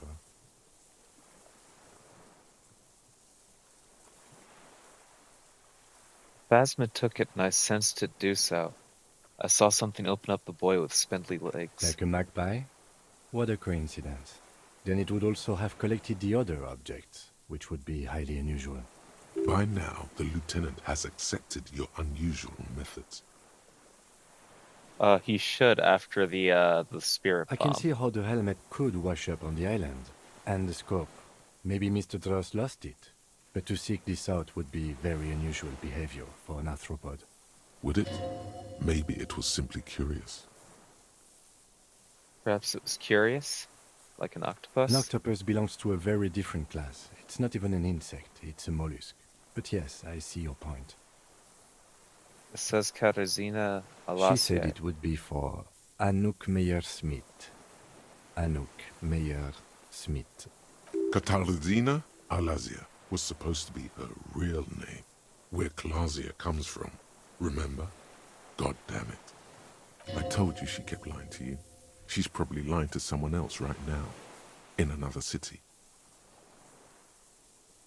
Katarzyna Alazie was supposed to be her real name. She lied Yes, to us. somehow she managed to lie to us. One more time. In a way, she's still lying to us right now. Lieutenant smiles. What's her real name I then? don't know. But it's not Katarzyna Alazie, or Klasia, or Anouk Meyer-Smith. We didn't even scratch the surface with her, detective. Perhaps it's better that we didn't arrest her. Who knows what hell she'd be raising in my district by now. The winds are silent. The streets are empty of her. She is no longer in the city of Revachol. Put the passport away. Alright. What is it? What do you want from me? I can't go. The old man looks around, Something confused. is very wrong with him now. Sir, how could you not see the Phasma? See. He stares at the reeds and falls Mr. silent. Dross? The man does not respond. He keeps staring, black eyes glazed over and bulging from their sockets.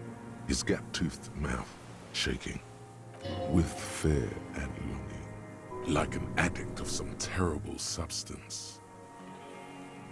Snap your fingers under his A light nose. shiver passes him, followed by nothing. His hands are trembling, and he breathes slowly. He's going into some kind of psychomotor immobility. The good news is, this solves our transportation problem. Doesn't it, Mr. Dross? The lieutenant inspects him The gently. trembling mouth appears to sigh. Between this and the broken tire he's used for a boat, I think it's safe to leave him here, while we go and get help. It will need to be medical first, I'm afraid. What has happened to this Old man? age and shock. I think it's the Yes, Phasmid. the arrest and the appearance of the Phasmid, the combined stress. But you think it's something more than that, don't you? There's much more. Remember what it said when it spoke? Quite a few things about that health check you did on him make sense now.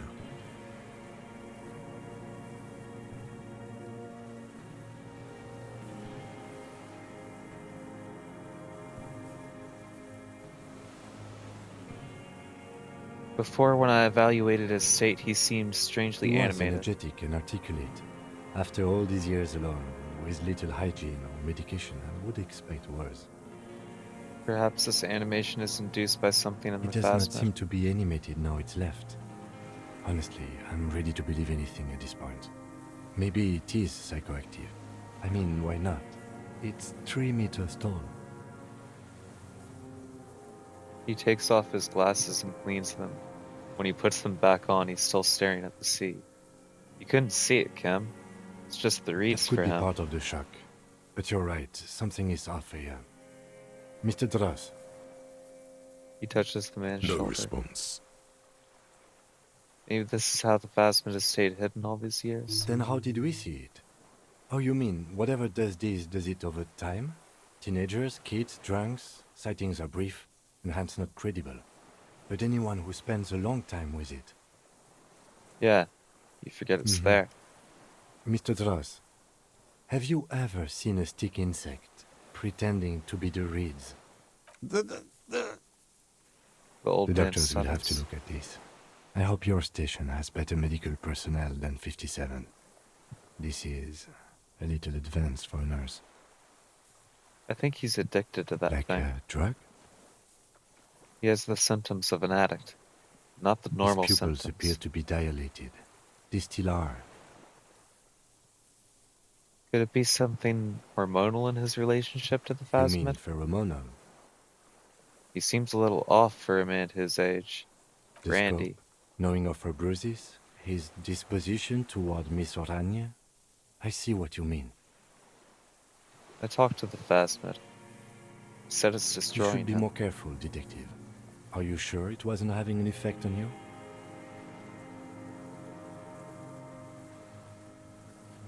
No way, I was only Are you talking to sure? it. You were looking at it for a long time, almost as if you were hypnotized. Were you hypnotized? Maybe. Anyway, it's only trying to remain on the scene. The degradation is a side A effect. valid hunch. Long-term exposure to something like that could be neurodegenerative. Also, please be careful when approaching a known species in the future, detective. He's been here for a long time. Who knows how much of it in its He company? did seem distressed when it finally came to arresting him, like he didn't want to leave this place, and the insect maybe. He looks at his I have notebook. absolutely forgotten to take notes. I hope I remember all of this. This will be one hell of a report. Thank God we have the photo. We found some things in the phasmid's nest, Mr. He Dross. stares into the reeds. Your words don't stir anything in him. Perhaps you should. Show him the Nothing. helmet. Just dull staring. Not even rage left, wherever he is. The last embers have gone out. The war is over. If Kuno kicked it into the sea, as he said he did, the ebb would put it back here. This makes sense. Mr. Dross could have picked it up. Or the phasmid even. If it did, this is incredible. Show him the No passport. reaction. His breathing is slow, and he appears very old all of a sudden. Around 80. Did you take this passport and other papers from a boy on the coast? The spirits. He blinks and continues to stare at the hears us. reeds. The spirit? No reply. He's gone again. Try something else? We got him back for a moment. Show him the I- scope. I lost. He turns his eyes to it. You lost it, Mr. He Dross? turns his eyes to the reeds again, as he's done so many times. Beige and white stripes. He lost the scope. Then it somehow made its way over there. With the help of a magpie phasmid. Lieutenant observes the lens sparkle in your hand. This sight is a T9, Mr. Dross. Was it attached to the rifle when you made the shot? Silence. Not even a sigh. You've gotten all you will out of this poor being. I'm gonna let you rest now, Mr. The Dross. plastic cape flaps around his face in a gust of wind. His back is slouched and his mouth open. The blacks of his eyes are receding. His pupils are returning to normal. The strength has all gone out of him. Just frail old bones in a sack of tracksuit trousers and a windbreaker. Hang We tight. should think about getting back to the mainland. To get help. He'll be safe here. If we don't take too long. Okay, I guess we go back.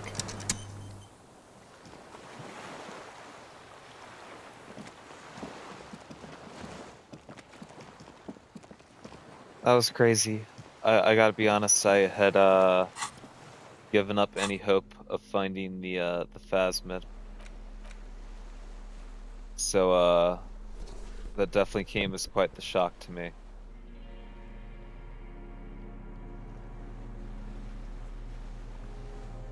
But a good one.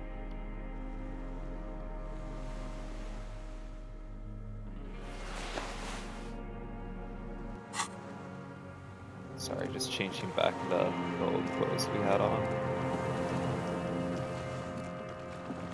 Alright, back to the mainland.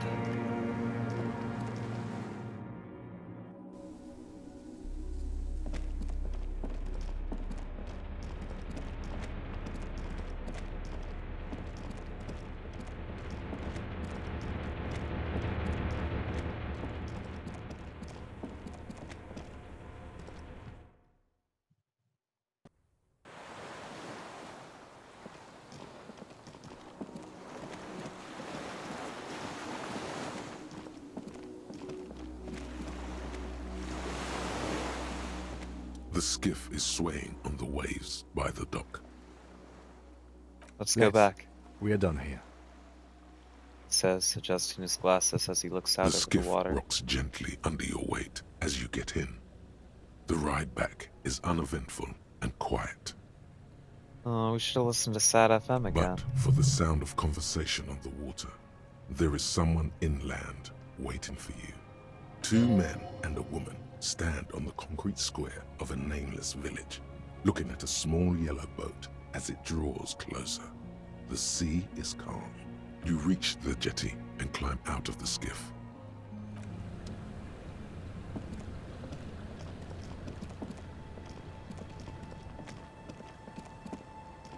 Look what the tide brought him. Says the man without sunglasses. Suddenly, his expression changes and he tilts his I head. won't call you a teapot, but I'm honestly kind of impressed. No idea where you got all that gear, but there's no doubt in my mind that some bad people are looking for it. Also, you look like a fucking idiot. The armor? No one else seems bothered by it. Oh, really? They don't seem bothered by it? That's because you're a cop in an exoskeleton. Yeah, I'm a cop in a goddamn Actually, exoskeleton. are you? Are you still a cop? There's so much disco going on, it's hard to tell. Vic, calm down. Forget about all this. We're There's not a forgetting giant... about anything. Look at you. He points at you with both hands.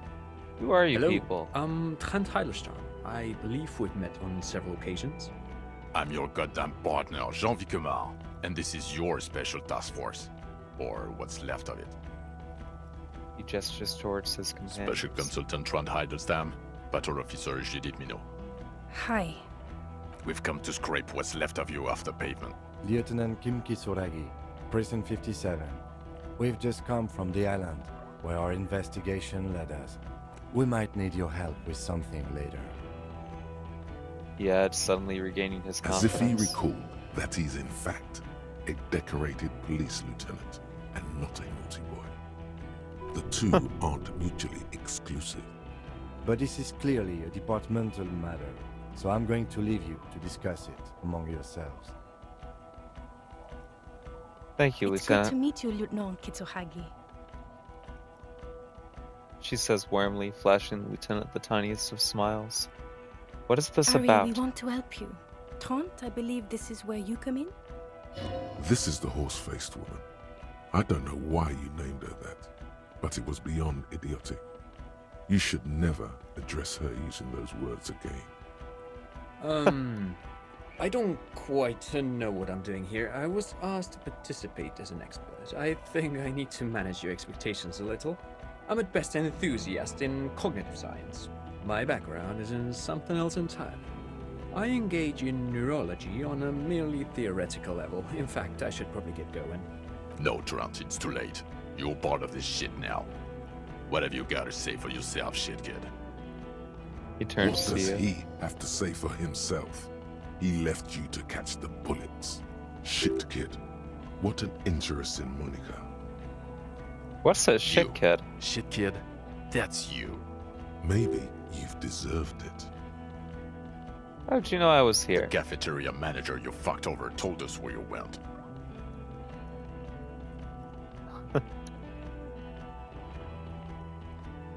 Uh, I saved his establishment, and still he betrays Strange. me. He didn't mention that. In fact, the establishment didn't look saved at all. There was a giant IO graffito in front of the building. It was on fire. Yeah, I lit it on fire. It was a poetic gesture. I knew it. Didn't I tell you, Trant? I told you it was a shit kid. The line is from Lu Jiatun's Mirova 82, isn't it? About girl-child communism, the titular returning character to ghost the apparition of... Good choice, Harry. Don't encourage him, Trant. Okay. You weren't the man with the sunglasses at all. You're not even blonde. Guilty as charged. I heard you'd lost your mind and your memory. I wanted to see if it was true. He exchanges a look with the special consultant. And it was. Good work, Harry. You're insane now. There's one less person for me and everyone else to rely on. Actually, I suspected something was Did you? off.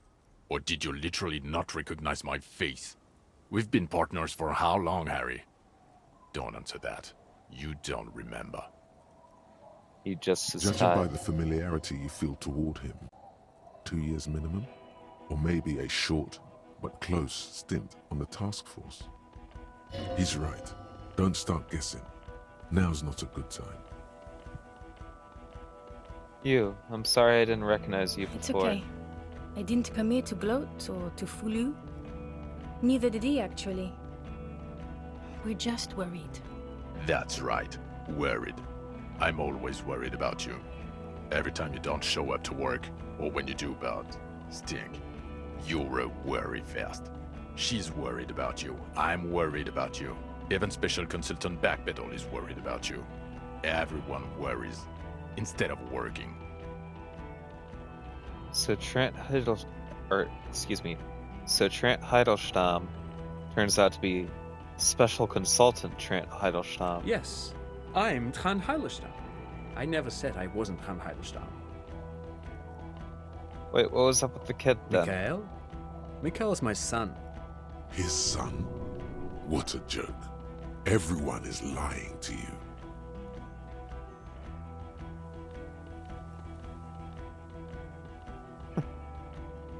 Oh yeah? Where the fuck is your son now, Special I Consultant? sent him home. Mikhail's with his mother. We share custody. I told you. He's one drink away from killing someone. I wouldn't quite say that. But yes, he is displaying aggression not atypical of late-stage alcoholism. So what are you special consulting here? What indeed? I was asked to share my take on some of the more obscure theories developed in Königstein in the 30s, like partial psychotraumatic amnesia, group personality theory. He's here to see if you're insane. He's smart. Let's move on. Duped again. No one sees who they say they are. Duped. Hey, here's a brilliant idea. Don't be a morbid drunk and you won't be duped so easily.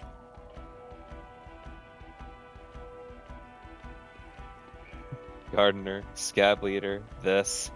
Tell me at least you are who you said you were. Yes, I'm still Kim Kisuragi, still a lieutenant from Precinct 57. Still caught up in this crossfire, too. You mentioned a task force? Yeah, Major Crimes Unit, under Lieutenant Dubois and Vicomar. Ring any bells? Refresh my memory. Who else is in this? Refresh your memory? It's a goddamn Major Crimes Unit. There's you, me, Jude, Trant fucking Heidelstam, and Guillaume Baby. He stares I'm at you. technically just a civilian advisor. Oh, fuck you. You're part of this shit show. Yeah, first, who's, Guillaume Bevy? Oh, that's an interesting story, actually. Guillaume Bevy is a police reporter who joined our team. He was really good. Then he left because he lost faith in your ability to lead the unit. Other people have left too. Good, smart people. People we won't get back. Only me and this really patient patrol officer are still here. And Trant because I'm forcing him to stay. Okay, so what does the unit do? It's a major crimes unit. We clear the desk of cases so Precinct 41 doesn't look like the worst station in town. We are shit tier now, Harry. Because of you. They're your posse, or what remains of it. Hand-picked, hand-lost. The 41st isn't... He trails off, not wishing to finish the sentence. Where have you been all this time? There was a mercenary tribunal. God damn it, Harry. He shifts his weight, crosses his arm, and looks you in You the told eye. us to fuck off. You said we're cramping your style. Your detective god. Fuck everything. All we burn. Detect or die.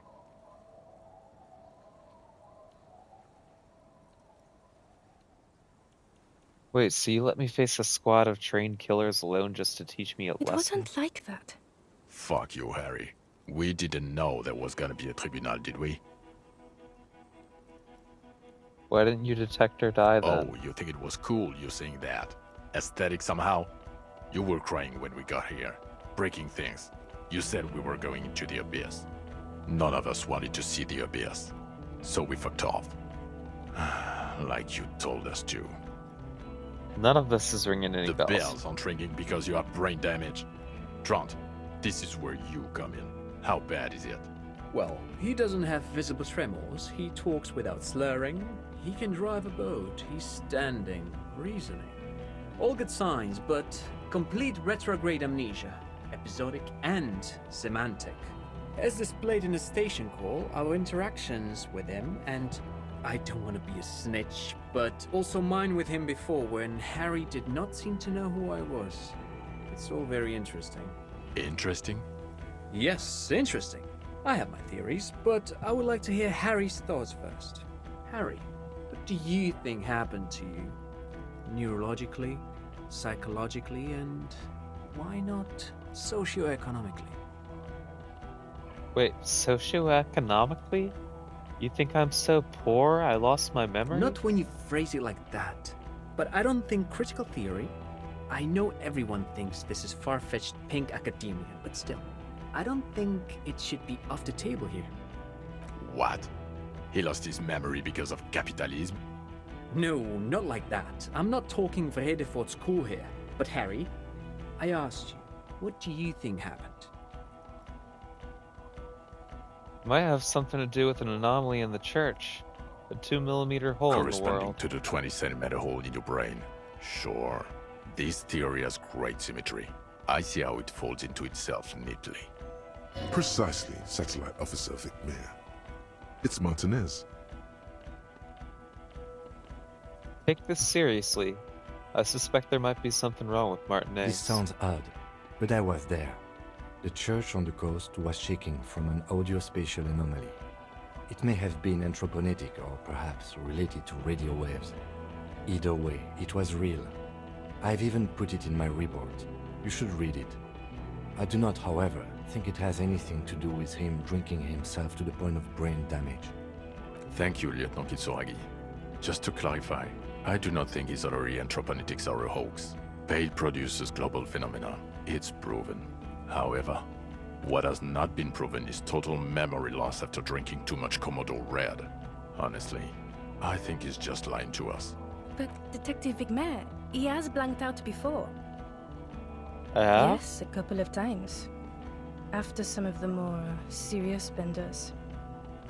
One was after the two drunks case, the other when we looked into that mural. So you don't remember not remembering. Beautiful. Interesting. So at first he dipped his toes into it, prepared. That's where he would have gotten the idea, yes.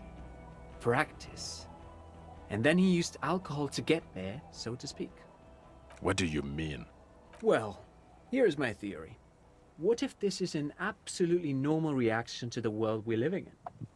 What if this is not a significant anomaly at all? Something to be explained, approached as a defect? Look at the sensory input here.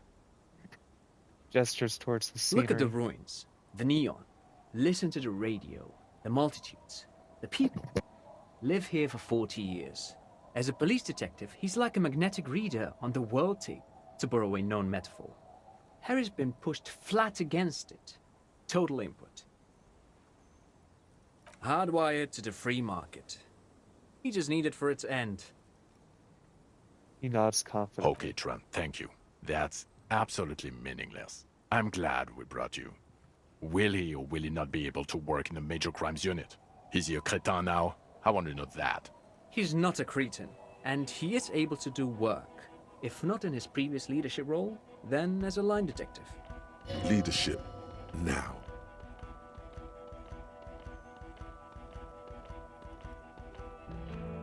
I'm ready to lead No again. one even mentioned that.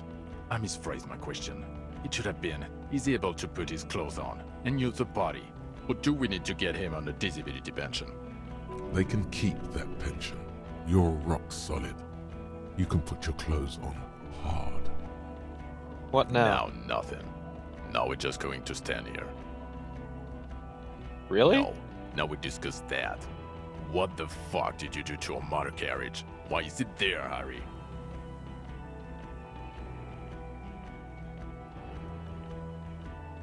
Hold on, in the ocean? Yes, in the ocean, under the sea.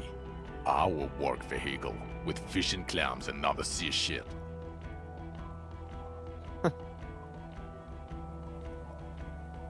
I thought the killer would be underwater. He Ha wasn't. ha ha. Ho ho ho. Underwater killer. So funny, Harry. Thank you for fucking me. Thank you for destroying 45,000 real of police property that's coming out of my payslip. You know that, right? You're gonna get fired, and I'm gonna pay till I die. It doesn't matter. Your badge, Harry. Show me your badge. Wait, my badge? The thing that tells people you're a police officer. I got my badge right In a here. rush to demonstrate your badge, your eager fingers can't sustain a grip on the smooth plastic, and the badge slips out of your hand. Catch it. Fuck. You juggle the badge for a second, unsuccessfully, and it lands on the ground, some 2 meters away. He found it. He found it, Jean. It's his badge. The patrol officer picks it up and gives it back to you, slippery And your cold. gun? The man stares at you What unimpressed. is it with all these material objects? Gun. Gun. Yeah, Gun. gun. The thing that was given to you to kill people. My gun's right here. He has it. And he didn't drop it. You're drunk like a bum, Harry. Put that thing away before you kill someone. I didn't lose my gun. I have my We're gun. not talking about the fucking gun anymore. We're talking about the vaporized cloud of ethanol coming from your mouth. So it doesn't even matter that I found my You gun? were never supposed to lose it in the first place. Not lost is your gun's natural state, you drunk bum. Yeah, I'm drunk. I'm also on Who are you drugs. posing for, huh? I suspect escape, Harry. Classy as something. Because you were too high to assess a flight risk. We've read the reports. Lieutenant Kitsuragis. We know. Glacier? She...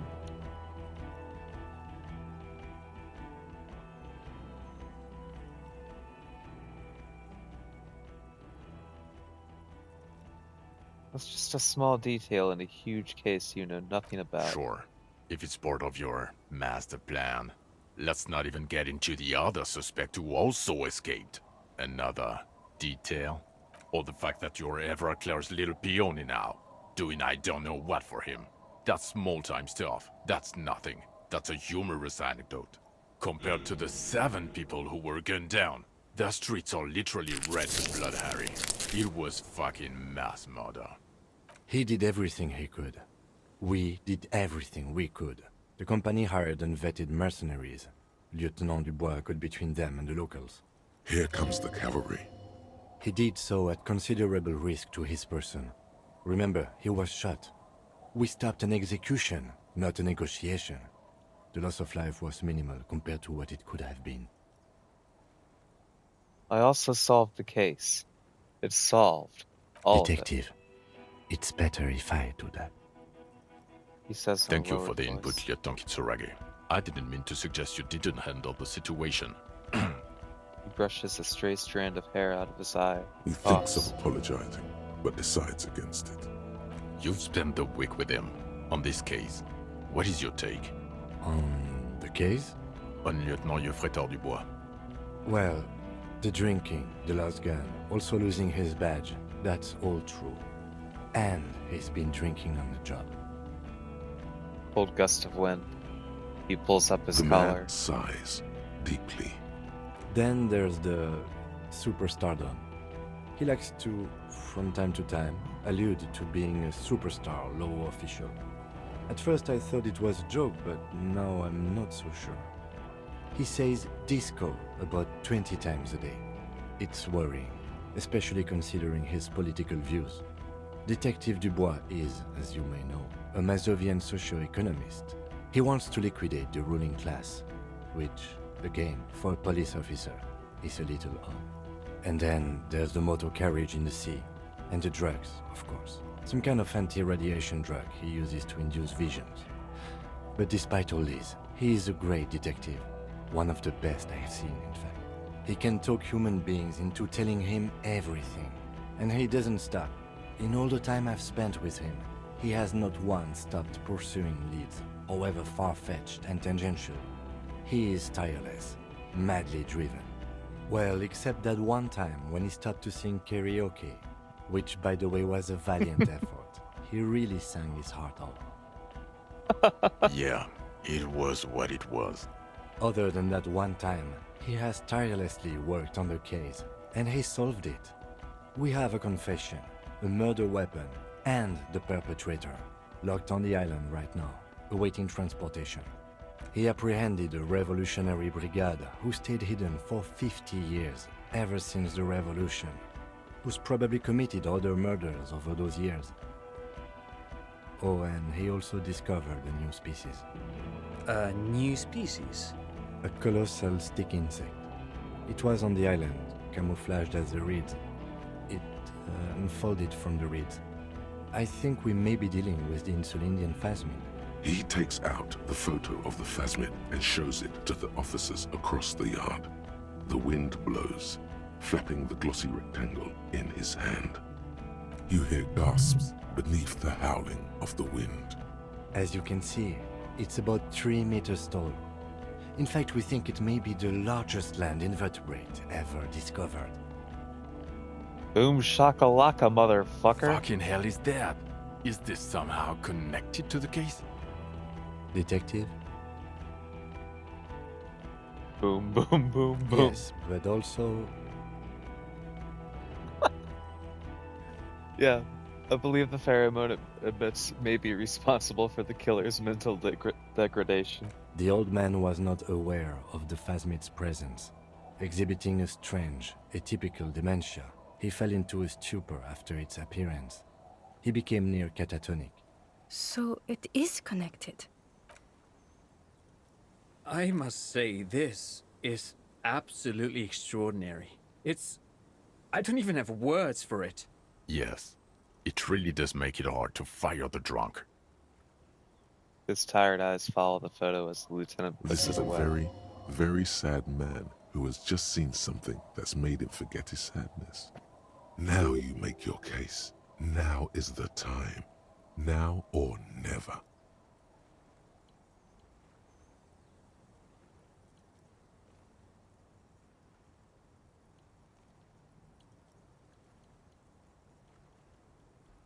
The previous head of the Union was assassinated by our killer. This is a conversation for when we are no longer out in the open. In Martinez, where Evrard and Edgar Clare have ears everywhere. Lieutenant lowers his voice just a And little. eyes, too. Your return from the island must not have gone unnoticed. Understood, of course. But a case against Everard would be big. I would prefer not to partake in anything union-related, for political neutrality. Kim, I also started a nightclub in the What church. was that? It sounded like you set up a nightclub in the church. Yeah, I reinvigorated the local 4 nightlife. kids were living in a tent on the ice. They were going to drown when it melted. It's not optimal, but the building was abandoned, so he put them in there. It's okay. It's not that okay. Get off this subject now. Also, the phasmid was female. The reeds are its Female? nest. What makes you think so? You had to see it. It had the subdued colors of a female. And the nesting behavior too, I think. Incredible. Were there eggs in the nest? Not as far as I could see. There were other things there, though. He turns to you. You had gathered items in its nest, a helmet, a scope, a passport. Actually, you know, this would indicate it was a male. This is far from anything in my field, but I think such nests are called bowers. They are for attracting mates. I still think it was female. Of course, as I said, I'm only guessing. I didn't see it. It must be robust if it can move a whole helmet with its limbs. I think it reproduces by parthenogenesis. As in cloning itself? What makes you think so? It told me. Then it wouldn't matter if it's male or female. The bower would just be rudimentary behavior from before the parthenogenetic mutation. That makes sense, yes. Very interesting. Such organisms are extremely vulnerable to disease. A single strain of bacteria could wipe out the whole species. We're probably looking at conservation efforts here. I think it emits a chemical that makes it look even more like the reeds. Yes. That would be a chiromone. A pheromone that's seemingly beneficial to the host. It usually stimulates the affected nervous system. Not a human's, of course, but perhaps a predator's? The perpetrator seemed intoxicated somehow, like an addict. It's just a hunch. There are species of bees that, under the influence of chiromones, take wasp larvae to their hives. Ants do the same with aphids, thinking they're... Do you think this is how it stayed hidden? Nothing is off the table. But I want to stress this. The find does not have to be connected to the case. The case is 100% prosecutable, without any chiromones. Of course, Lieutenant. Of course. We should treat the case and the phasmid as completely separate from each other. People are not going to... He shakes his They're head. not going to go for this speculation in the constabulary. It had mandibles that looked like hair, and it was completely white on the inside. Yes, but also reed-colored, beige and brown, a little green on the outside. After unfolding from a single stalk, it still retained parts that looked like reed tufts on its limbs. Incredible. The PR value of this is exceptional. Carp discovers new species. Maybe even discovers the Insulindian phasmid. No, that's too much. This would really help with some of the problems we've been having. Absolutely, this is great. This does not say vigilante murderers to me at all. This says science, news, human interest. You know, it's a really good thing you have that photo. Without it, He shakes You're his doing head. good here. Perhaps only for a moment, but still. Quit while you're ahead? Or no? The killer. Lilyanovich Strauss. We have a strong motive for them. Lilyanovich. A revolutionary matronym. A revolutionary The metronome. custom started in Grad, where they have patronyms. Krasovich, Lasovich, etc. The revolutionaries saw this as a chauvinist atavism, so they used matronyms, derived from the mother's name instead. This man's mother was Lilian. His Lilian's son, Lilyanovich. The custom was overturned after the revolution failed, but not before it made it to Revachol. So, it is what a soldier of the ICM would be called. thank you, Trant. Thank you for that piece of cultural theory. You said you have a motive? Of course, excuse me, I just thought it was noteworthy.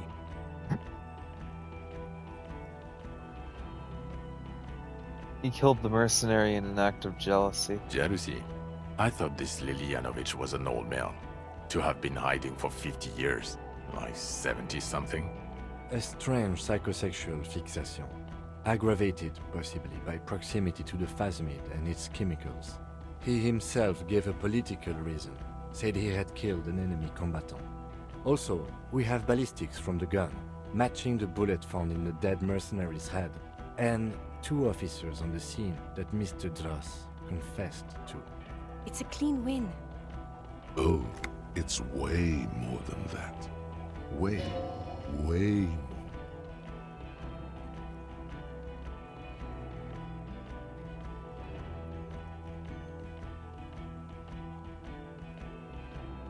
It's my masterpiece. They'll teach this in cop school. Masterpiece. Get over yourself, Harry. I can still smell the booze on the wind. God damn it. It is bad. Even you can smell it. It's just a little celebration. Chin up. Keep focusing on the positives here.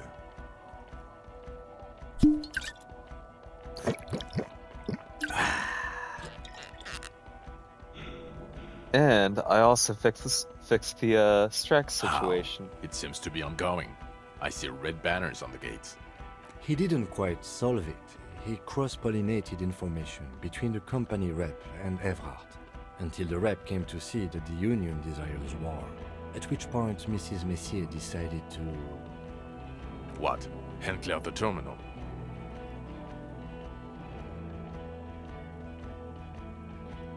I just told some people some things.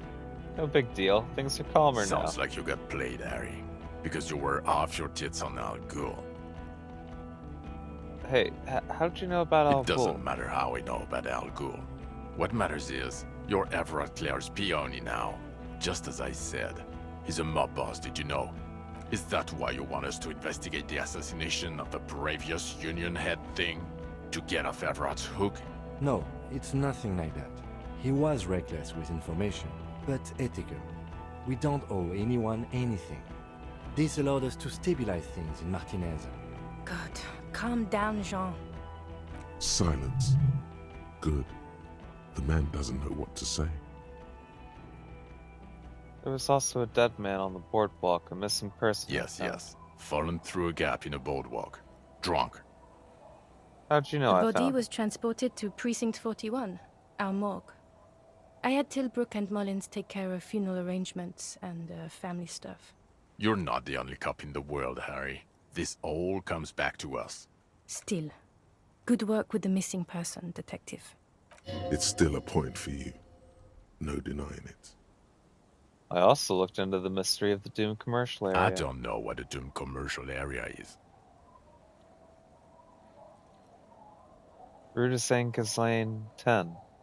Commercial building where all the businesses go bankrupt. I looked into it. Why?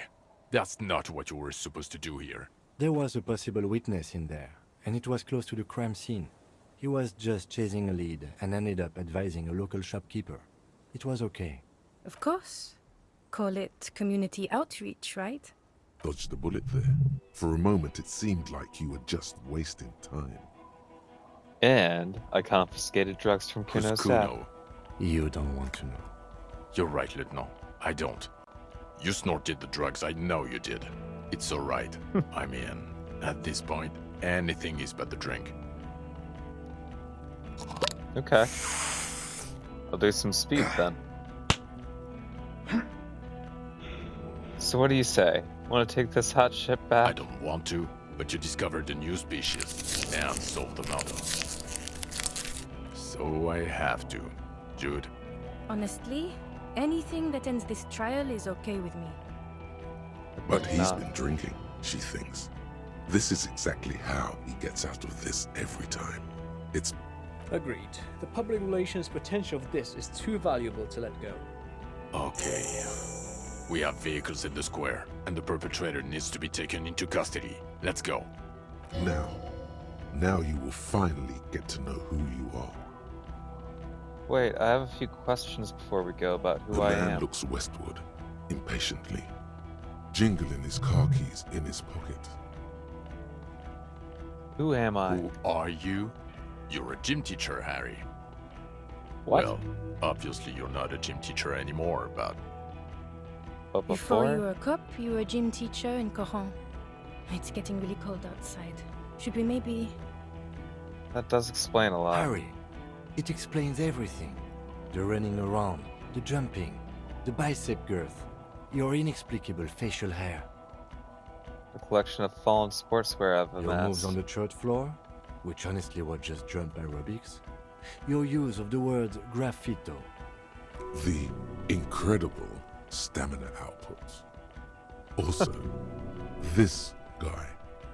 Just everything about this guy. And this guy, too.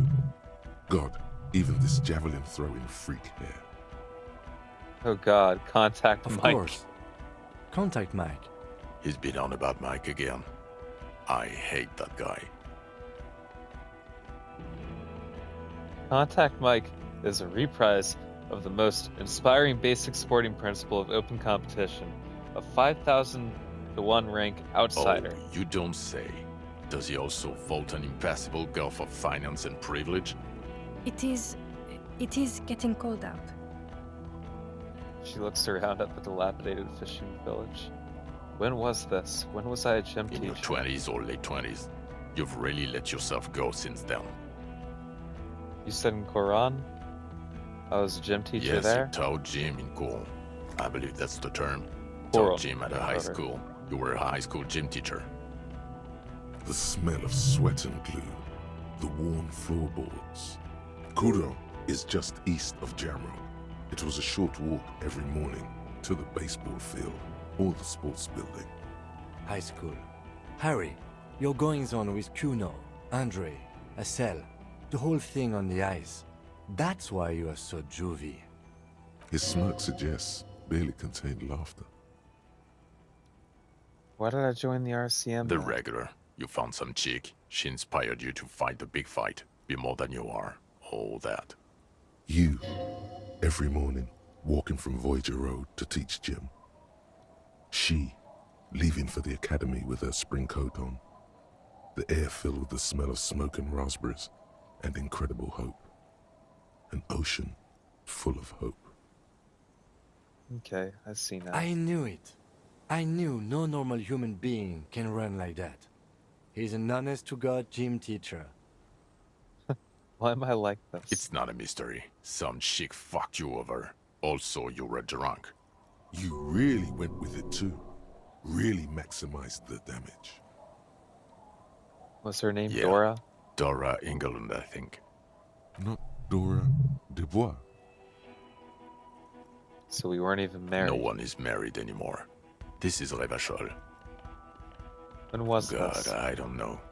6 years ago, she was way before my time. 6 years and you haven't gotten over it. What the hell is wrong with you? 6 years? Or 7. You're not doing too good there. It's an old man thing. 2 old years equals 1 normal year. That and Dora Engelund really tore you a new one. A big one. Who was she? Incredibly bangable. No, I meant, what did she She do? was incredibly fuckable. A beautiful bourgeois woman. Wayfish. Like a Welkin, basically. Snow Welkin. Blonde Welkin. Heartbreak Welkin. Pain Welkin. I've only seen a picture, but it's obvious you formed a real spiritual connection with how pretty she was. One you never recuperated from. Look, the sun is going down. It's time to go home.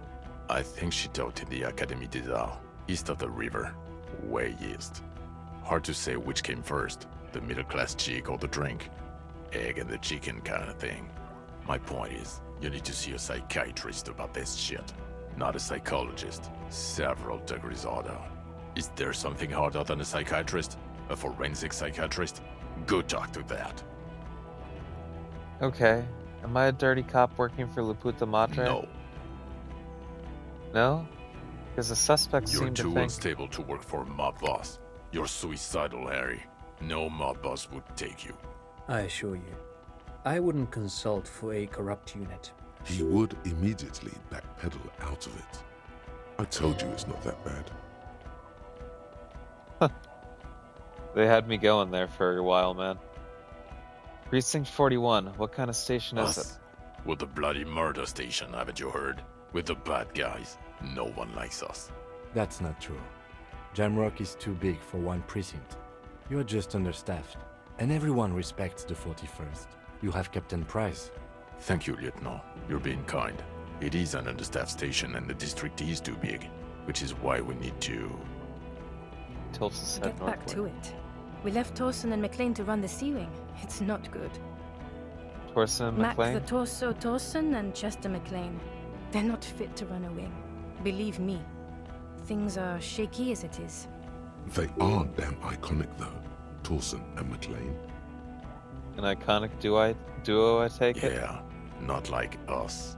Two clinically depressed old men. Where's the contrast here? We are garbage.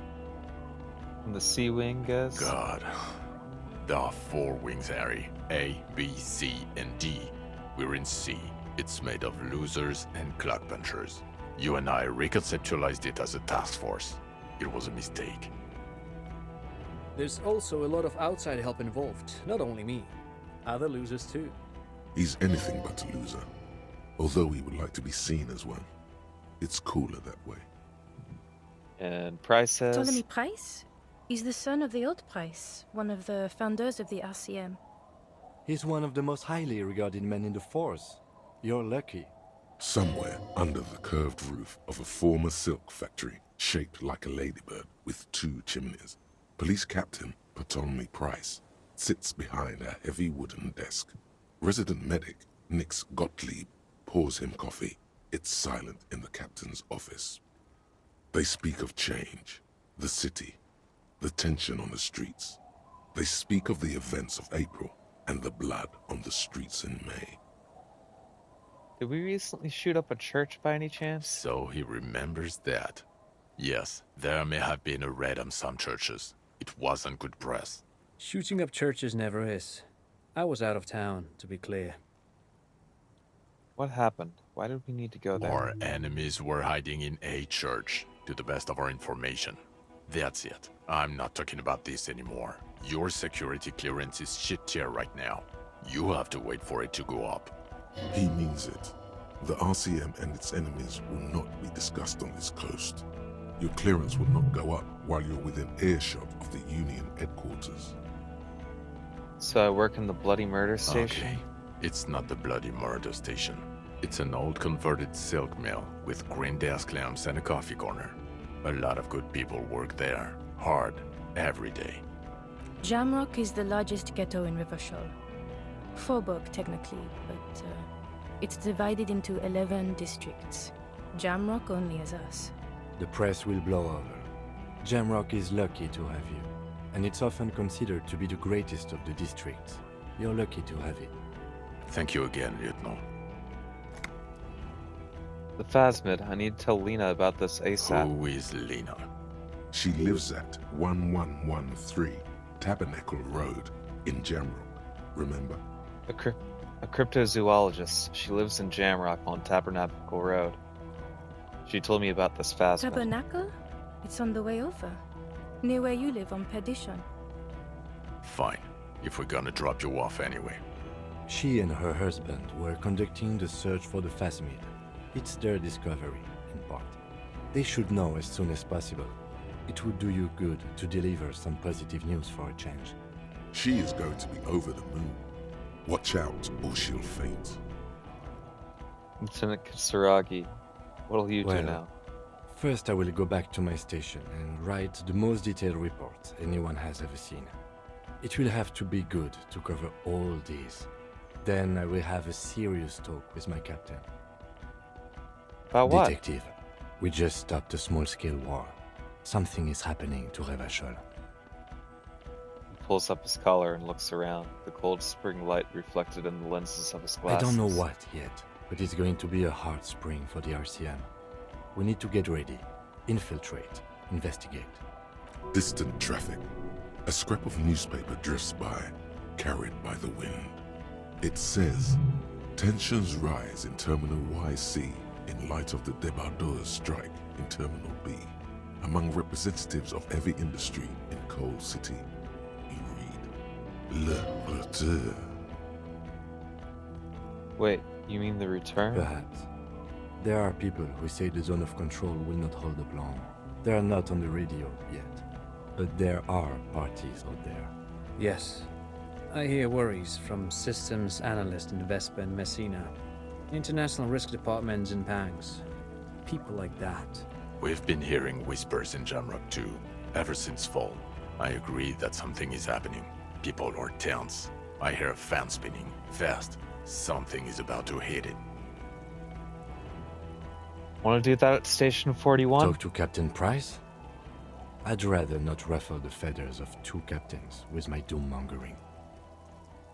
No, I meant investigate. Come work in Precinct 41. Work with Price? I'm flattered, but I don't know if I... A crooked smile quivers on his Would lips. fit in. And crazy enough. can take the stress. He doesn't know how to finish the sentence. Flattered? Juliet Kitsuragi. We would be flattered if you even considered. I would have to tie things up in GRIH first. But, I mean, whatever is coming, Jamrock will be more central to it than the harbor. The lieutenant turns very serious all of a And sudden. we also have a huge caseload, Lieutenant. Piles that we need to get back to. Mountains, even. I do like the sound of that. I'm ready. Good.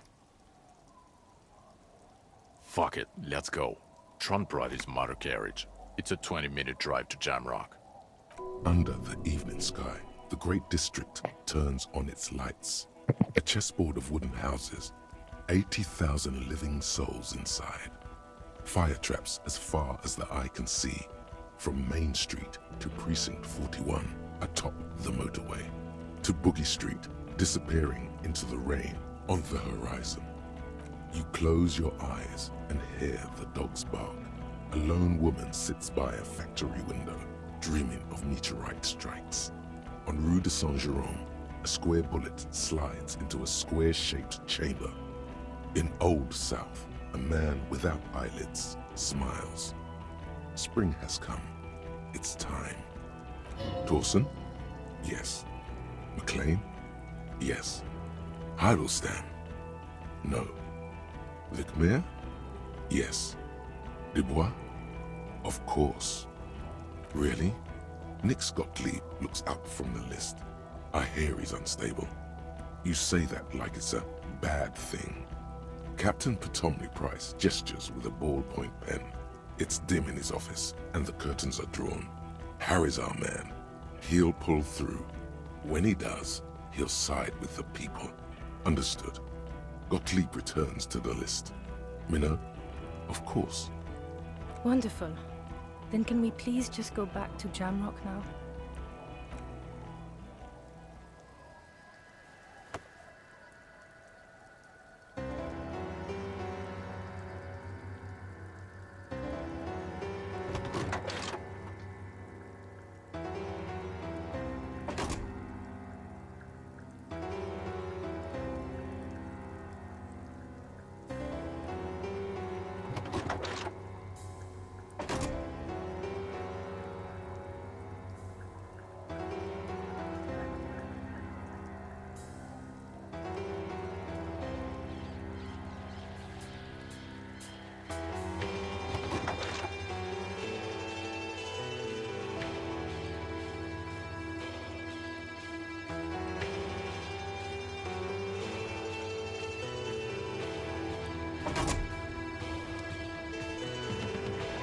Wow.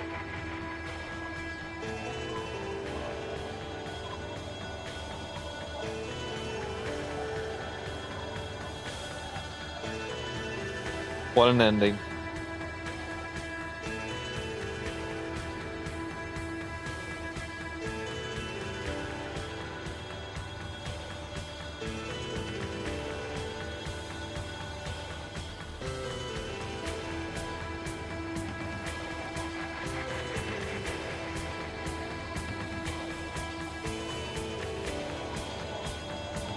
Sorry, yeah, no, I'm a little speechless. What an absolutely beautiful game. I am a little sad that it's over. Alright, I'm more than a little sad that it's over. What amazing characters. What a incredible world they made for this game. Definitely one of the most memorable things that I've ever played.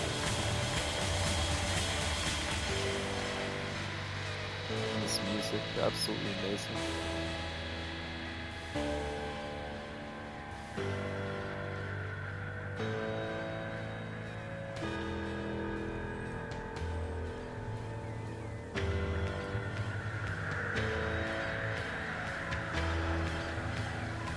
We're gonna wait and see if there's anything at post credits, I suppose.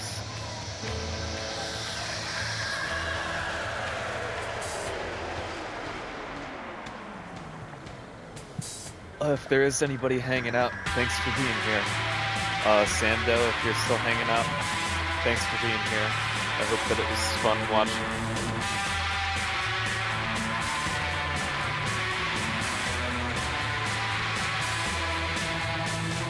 Absolute banger.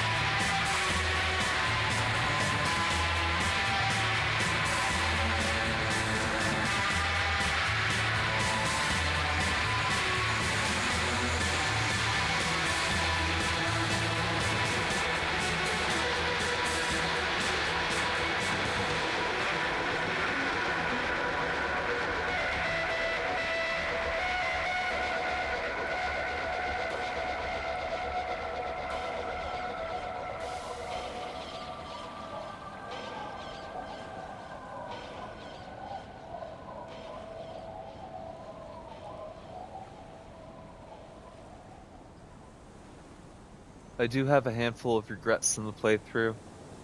Some things that I know that I missed, and some things that I probably would have done differently. And I definitely do regret the handful of times that we got a little save scummy. That was like early on in the playthrough, and it wasn't anything like too major, I guess, but I don't know. I still regret it. Whenever I do pick up the game again for a second playthrough, I'm not going to do that.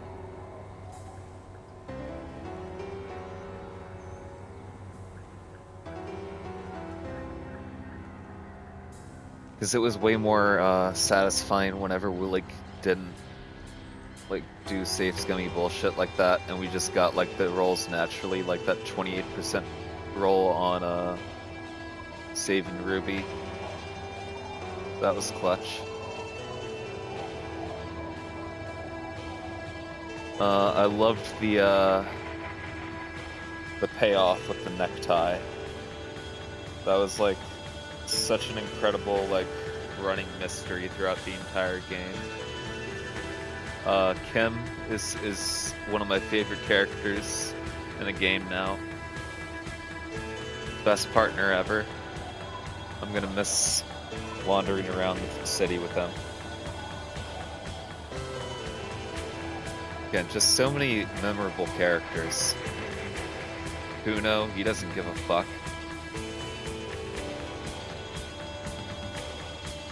You had Tommy, he was very memorable too. Gart, cryptozoologists, the book lady. And this game hit me in the feels a lot more than what I ever expected it to, too. When Renee died, and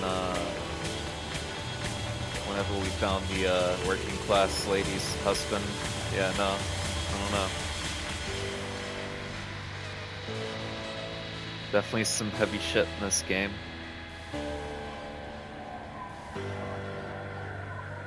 But I don't know, I loved it. It made me laugh. It made me want to cry. I don't know what I expected when I first picked this game up, but it definitely wasn't what I got out of it.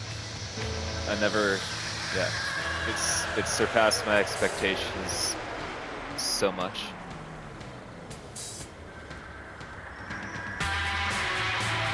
And again, anybody hanging out right now, thanks for being here. Anybody who's like watching a VOD later on, or like, yeah, watch any of them at any point, thanks for coming along with me on this really, really awesome adventure. It's been an absolute pleasure playing this game.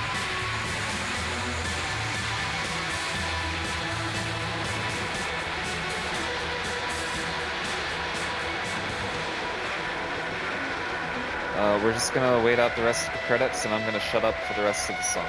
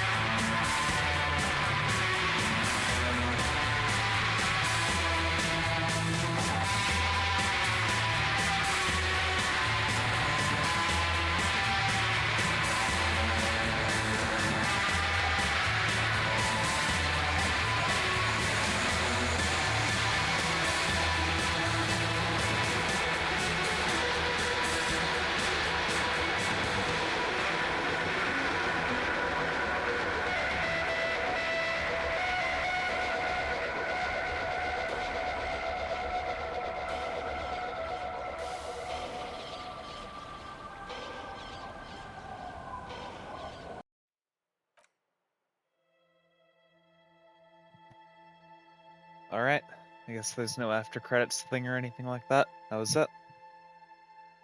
So again, thank you for being here. I hope that it was fun, entertaining. I appreciate anybody just hanging out. So, yeah, thanks. And if anybody watches the VODs later on, I know I've seen a couple of people working their way through some of the older ones. If you make it this far and finish the playthrough, thanks so much for investing time and watching this jackass play a game. Yeah.